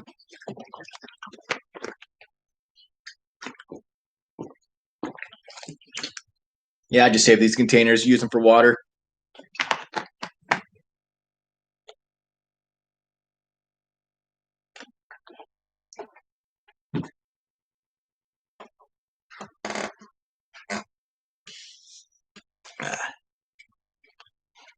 But anyway, well, I guess if Retro's here, I can go grab something.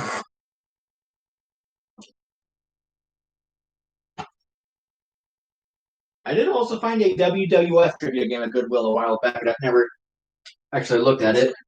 Granted, I don't even know if you guys can hear me from where I'm at right now, so I'm not too far away.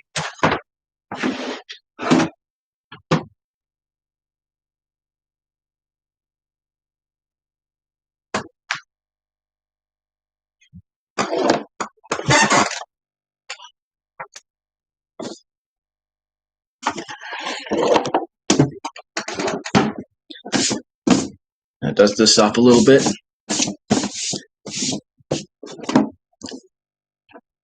Yeah, that's like either the first or second thing I've ever bought on Amazon back in like 2008, 2009. Oh yeah, yeah, it's actually from like the late 90s, the WWF one. And I haven't looked through the questions a lot, but actually we should do that. Maybe I could do that some other time. The WWF one.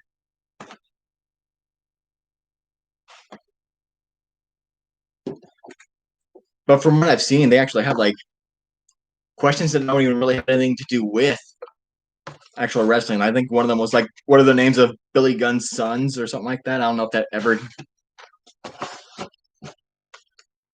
was like on the show back then.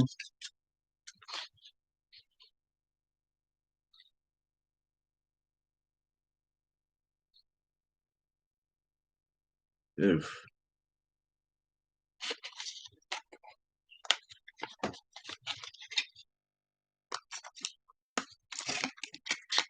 But anyway, like I said, maybe I'll bust that out later or a different time. Yeah, I guess the streaming thing isn't really that hard, or at least this live streaming thing. I tried streaming some games. Actually, I'm kind of surprised my internet didn't cut out when I tried to stream on my PS4. It like always, uh, like gets interrupted.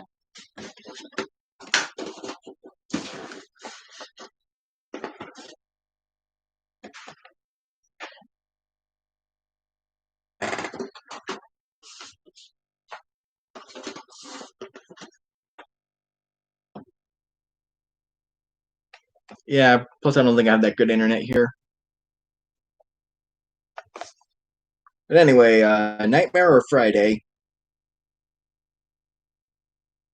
Technically, I'm not streaming two things anymore. I mean, I have my PS4 on, but I actually stopped watching when I was watching on. Yeah, definitely Nightmare. That's what I would pick. There's also some Freddy versus Jason trivia, but that's like their own separate cards.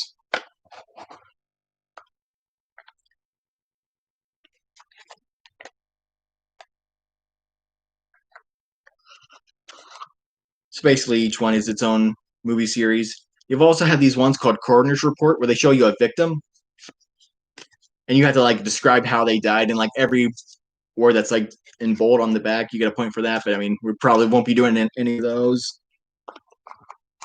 Let's see, 1 hour and 40. Maybe we can go to about 2 hours. I mean, that's about how long a normal trivia is anyway.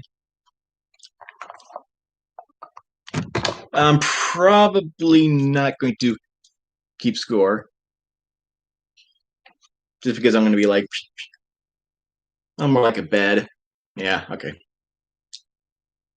Ah. Anyway, true or false? The producers of A Nightmare on actually somebody could just type in true or false before I even finish the question, just to try and get it right away. But anyway, true or false? The producers of A Nightmare on Elm Street originally wanted an unbilled stuntman to play Freddy Krueger. Huh, all right, Bond got the first one then.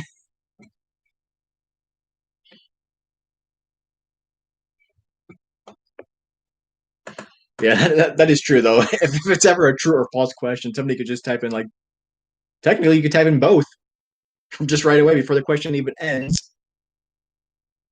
But yeah, so the answer for that one was true. And a lot of these are multiple choice.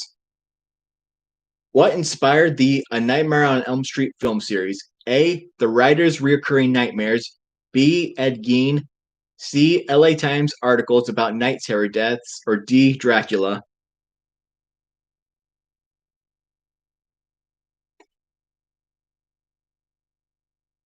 William got it. The LA Times articles.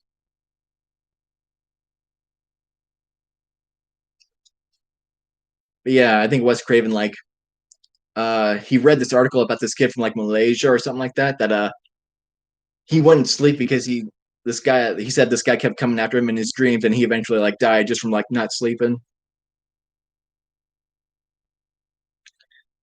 In A Nightmare on Elm Street, what did Rod use to make the Freddy-like noise that frightened Glenn, Nancy, and Tina?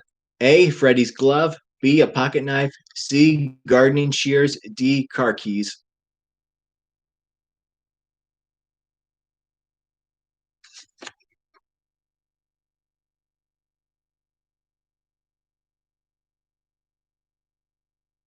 William got it again. C.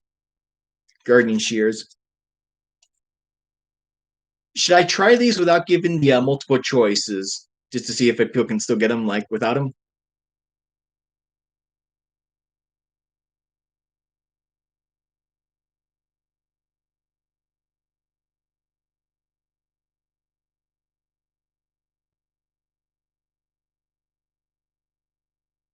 All right, I'll try the next one then without giving the answer. Okay, bad question to not do the multiple choices on. I'll do it this time. But then if I find a good one, in fact, people can actually guess. Okay, but this one I'll give the choices. In Nightmare on Elm Street 5, The Dream Child, who was Alice's doctor? A. Dr. Moore. B. Dr. Campbell. C. Dr. Gordon. Or D. Dr. Cravens. How would you guess this one? Unless you're like, who am I talking to? No one. Yeah, at least this one you could just guess a letter. Oh, wait. Technically, if I don't give the multiple choices, you can still guess the letter anyway. Nope, it's not D.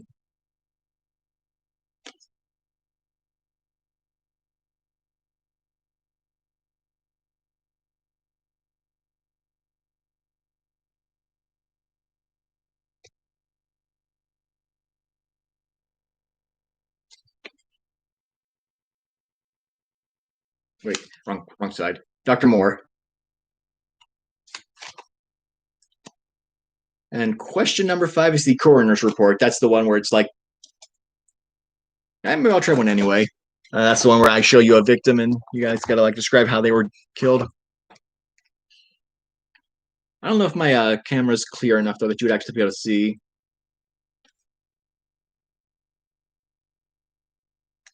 But anyway, there might be some glare. Anyway, Ron Grady from Nightmare on Elm Street 2. How does he die?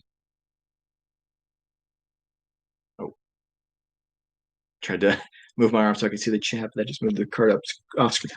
I'm also kind of obscuring some of the stuff, I think.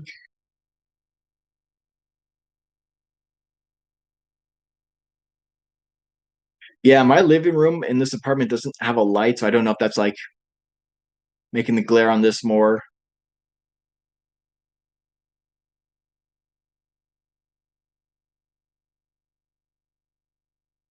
Is TV the guess? Earpiece. But yeah, the gist for these cards, these coroner reports, is you're supposed to describe how they die, and then there are letters, there are words that are in bold on the back, and for each one of those, you say that's like you would. He's from part 2. He's like the main character's friend. He's the guy that keeps showing up in the horror horror's hallowed ground. If I don't know if any of you guys know that series, so this guy that goes to where they filmed horror movies at. Oh man, like no one's even close.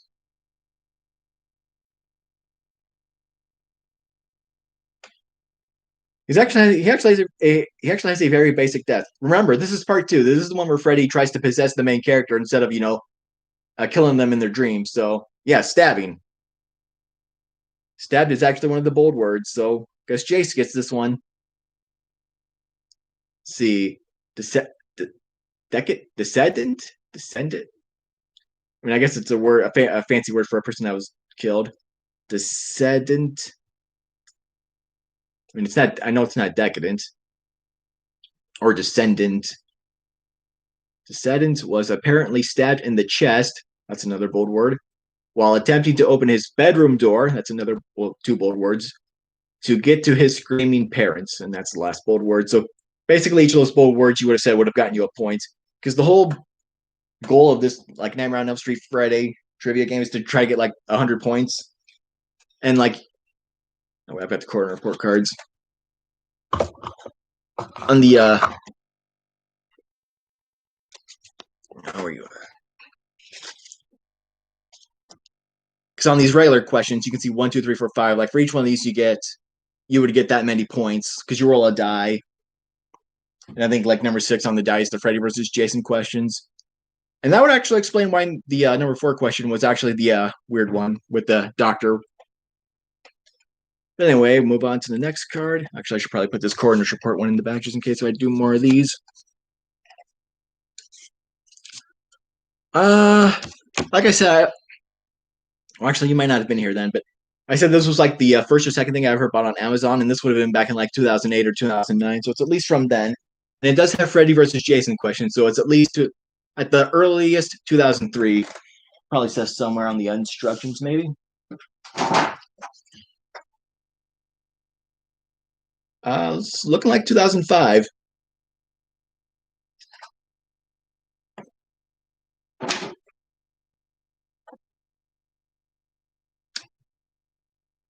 All right. Oh wait, that's the first question I did. Wait a minute. Oh God, is every number one question a true or false one? Okay, no, not that one. But anyway, question one on this card. True. It's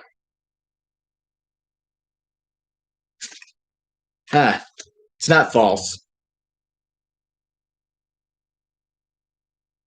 True or false? Friday the 13th producer Sean Cunningham directed a short A Nightmare on Elm Street scene when director Wes Craven was pressed for time. Maybe I should just skip these ones.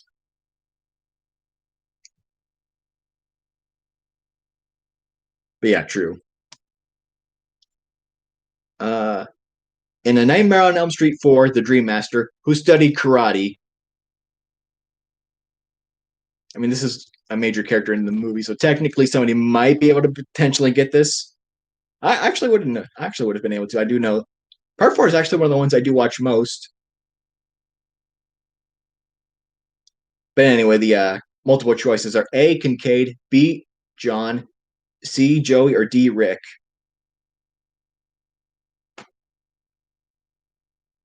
Yeah, he was somebody's boyfriend in the movie. Nope, it's not Kincaid.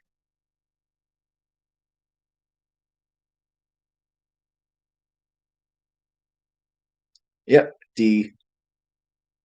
I should just stop saying A, B, and C, and D. Just do the. But anyway, in Nightmare 4, the main girl is Alice, but the main Kristen from Part 3, she is in it at the beginning. Like her and the survivors from Part 3, they're in the beginning, but then they just get killed right away.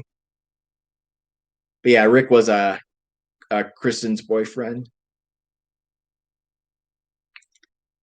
Let's see.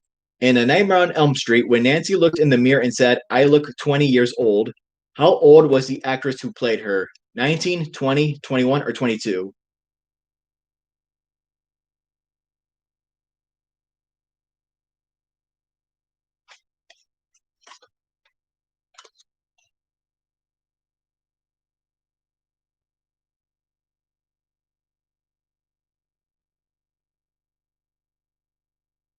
Oh, no one's gotten it yet.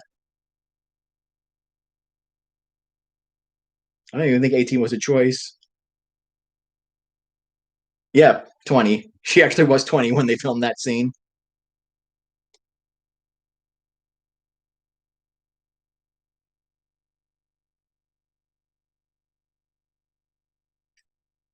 So I guess Retro got that one first. Anyway, in A Nightmare on Elm Street 5, The Dream Child, which teenager was the first to die? Greta, Mark, Dan, or Alice?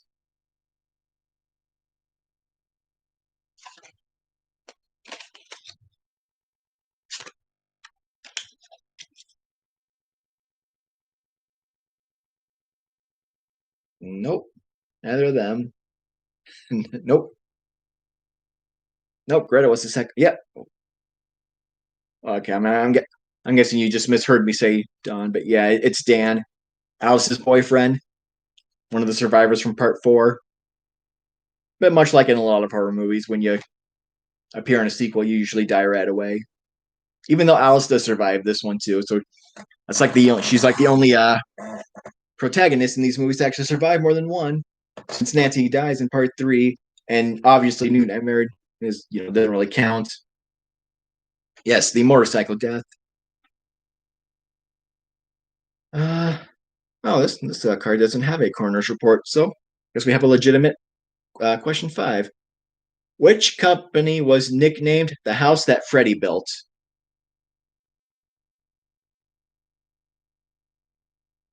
I'm not going to give the choices right away because this one should be kind of obvious because it's the movie company that did the Nightmare series.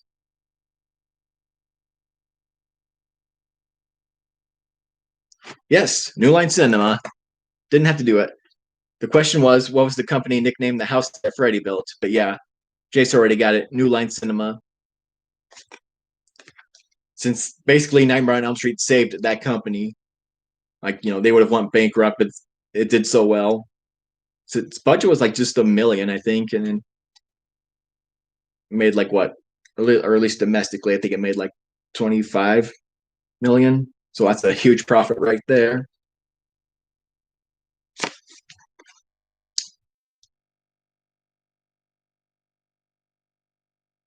And unfortunately, so they also ended up doing like the Lord of the Rings movies, but then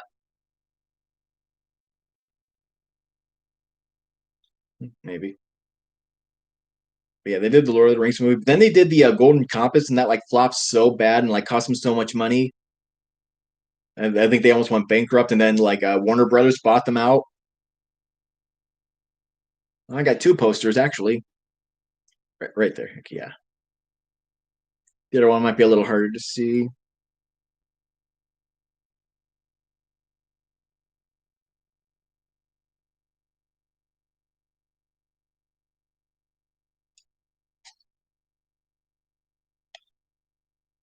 So anyway, next card.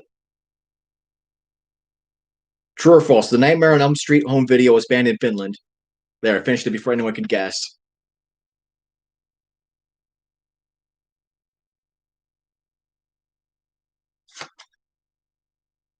True. So I guess Bond got it.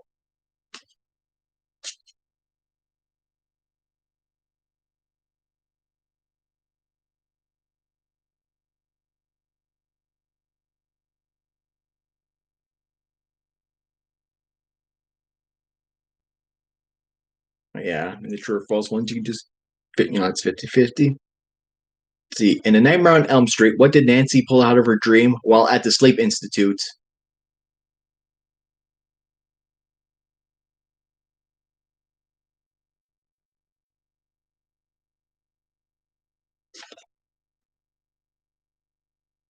Jace got it. It's the hat, Freddy's hat.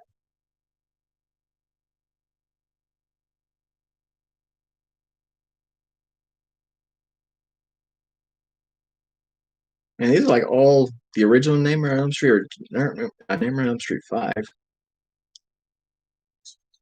I should shuffle these. Let's see. In A Nightmare on Elm Street, which class was Nancy in when she had the nightmare that included Tina?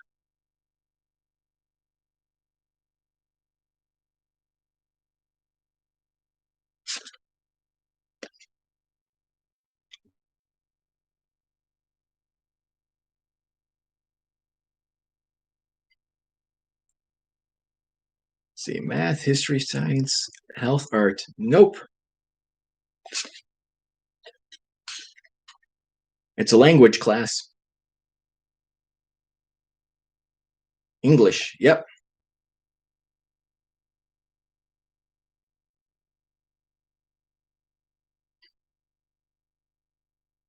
Let's see. In A Nightmare on Elm Street 5, which position did Dan play for his high school football team?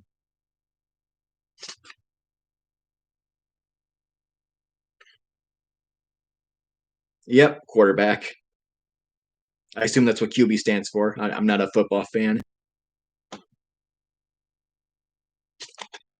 Then again, whenever it's a question like this, quarterback is like the go-to guess since that's like usually the most popular position, or at least the one that gets like the most attention. It seems like.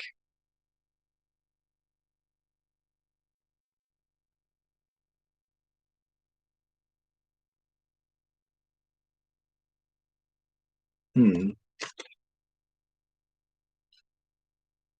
I might have to give the choices for this one.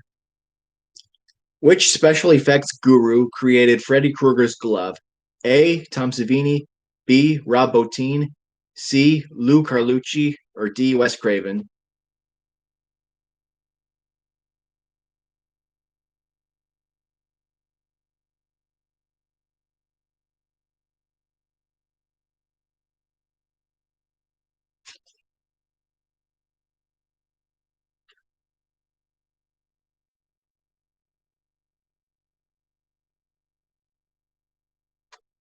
No one's gotten it yet.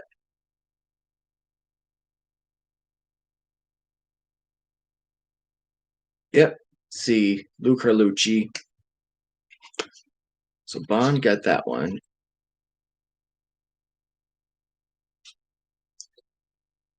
All right, so I'm almost at 2 hours. So this is probably the last card I do.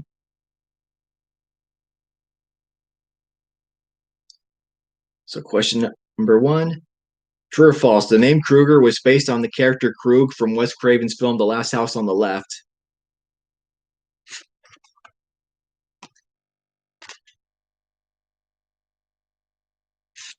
Yep, the answer is true.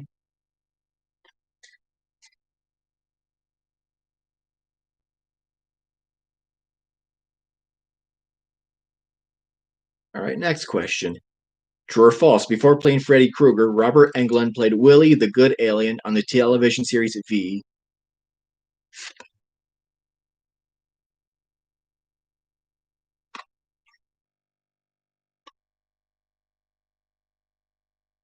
Now the answer for that one is also true. So I think Bond got that one again.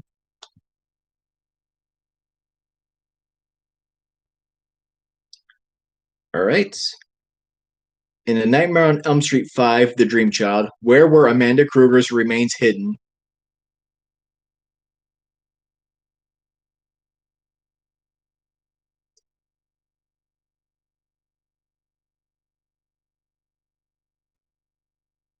I should probably give the choices for this one. Is it a junkyard, the beach, the tower, or the church basement?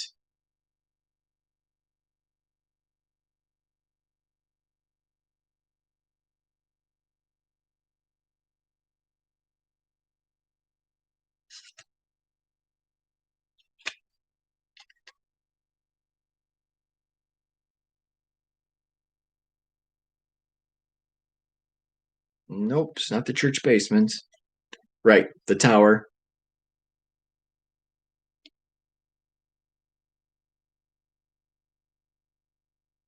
All right, question number four. Other than Freddy, who did Robert Englund play in Nightmare on Elm Street 4, The Dream Master? See, is it a gym teacher, a nurse, the school principal, or a crossing guard?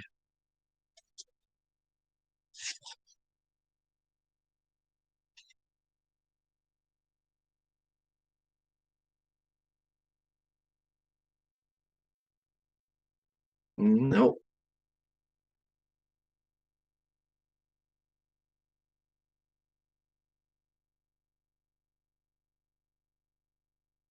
Nope, it's none of those. So it's just the one one that nobody has guessed left.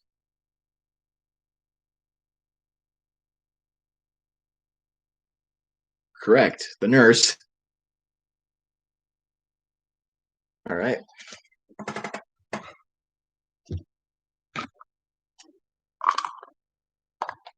So, like I said, this was going to be the last card, and the last question on it is another coroner's report. So, I'll just grab one of those. Let's see. Who's got a good one? Ah, here's a good one. Oh, most of these were Nightmare on Elm Street 5 questions, so we'll do so on from Nightmare on Elm Street 5. How did Mark Gray die? Up there. Can you guys even read that clearly? Because I can't see it. Like, I can't read it clearly at all.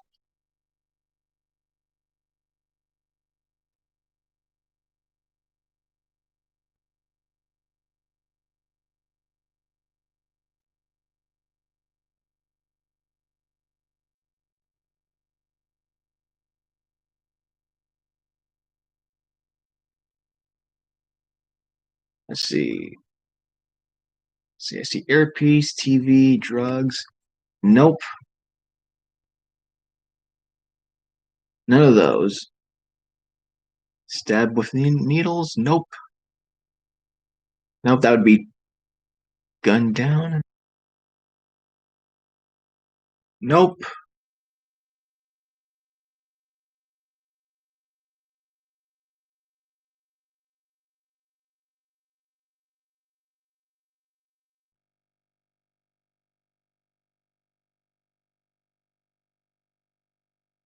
Yeah, Nightmare on Elm Street 5 actually has kind of a small body count. I mean, compared to the other sequels, like the first one, I think you only have, besides, let's see, you got her, Nancy's three friends and then her mom. Ripped to shreds. Yep. He actually gets sucked into a comic book.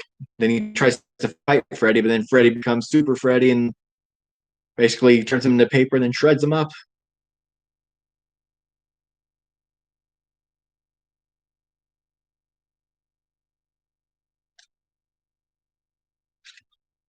Hmm.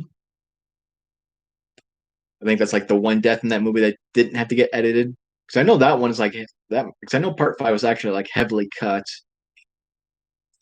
But yeah, it's the comic book guy, the guy that like draws comics.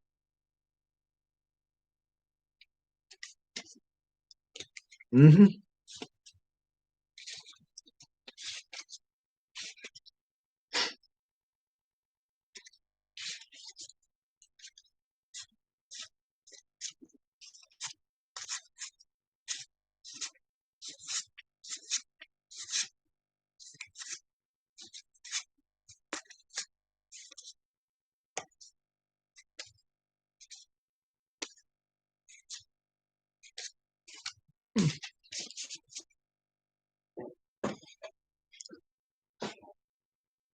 Don't even have a card for Johnny Depp's character.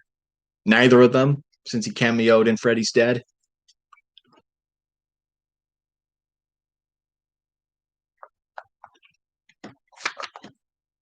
Ah, here's a extra credit question. What name did Johnny Depp use in the credits for Freddy's Dead as his for his cameo? Not as his character, but as his like actual real name, because he didn't use his real name for that.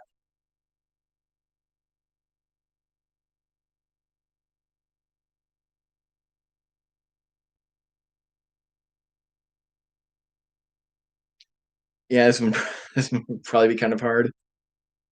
Here's a clue though. The first name he used is the name of a talk show host.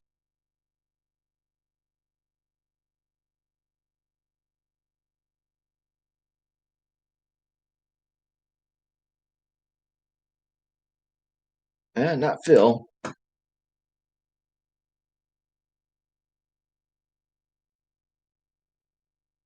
Not Geraldo. Remember, I said a talk show host, not a male talk show host.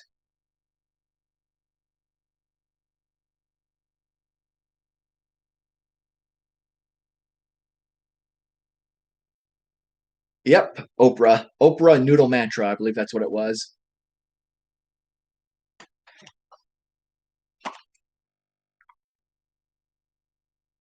Yeah, he just has a little cameo in Freddy's Dead as a drug PSA guy. Then Freddy just comes in and smacks him in the face with a frying pan.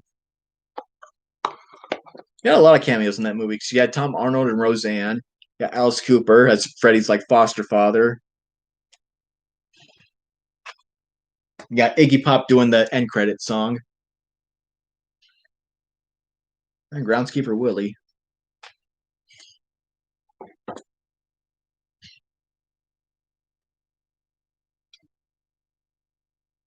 But anyway, think I'm going to end it here. Since I got 6 people now, so did anyone else besides Retro join in? Oh yeah, Jace.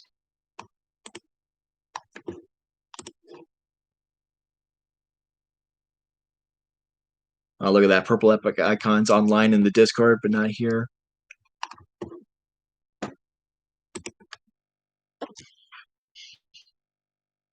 Oh yeah. Yeah. So I thought you said you were green for the trivia, but then I saw on here that your internet was down. So I was like, yeah, I was originally just going to type them in on the Discord, which in retrospect may have been a better idea because then probably more people would have done it.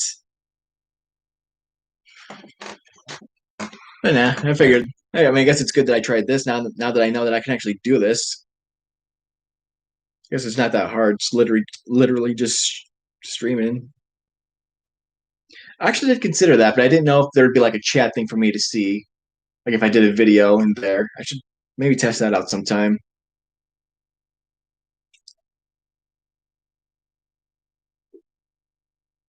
Oh yeah, 2 hours. That's probably the longest I've talked in a row for a while, except for maybe at work since I used to train people.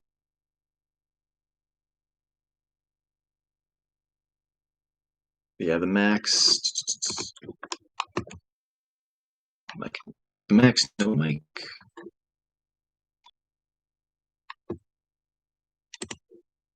But yeah, like I said, I don't really get on Discord a lot.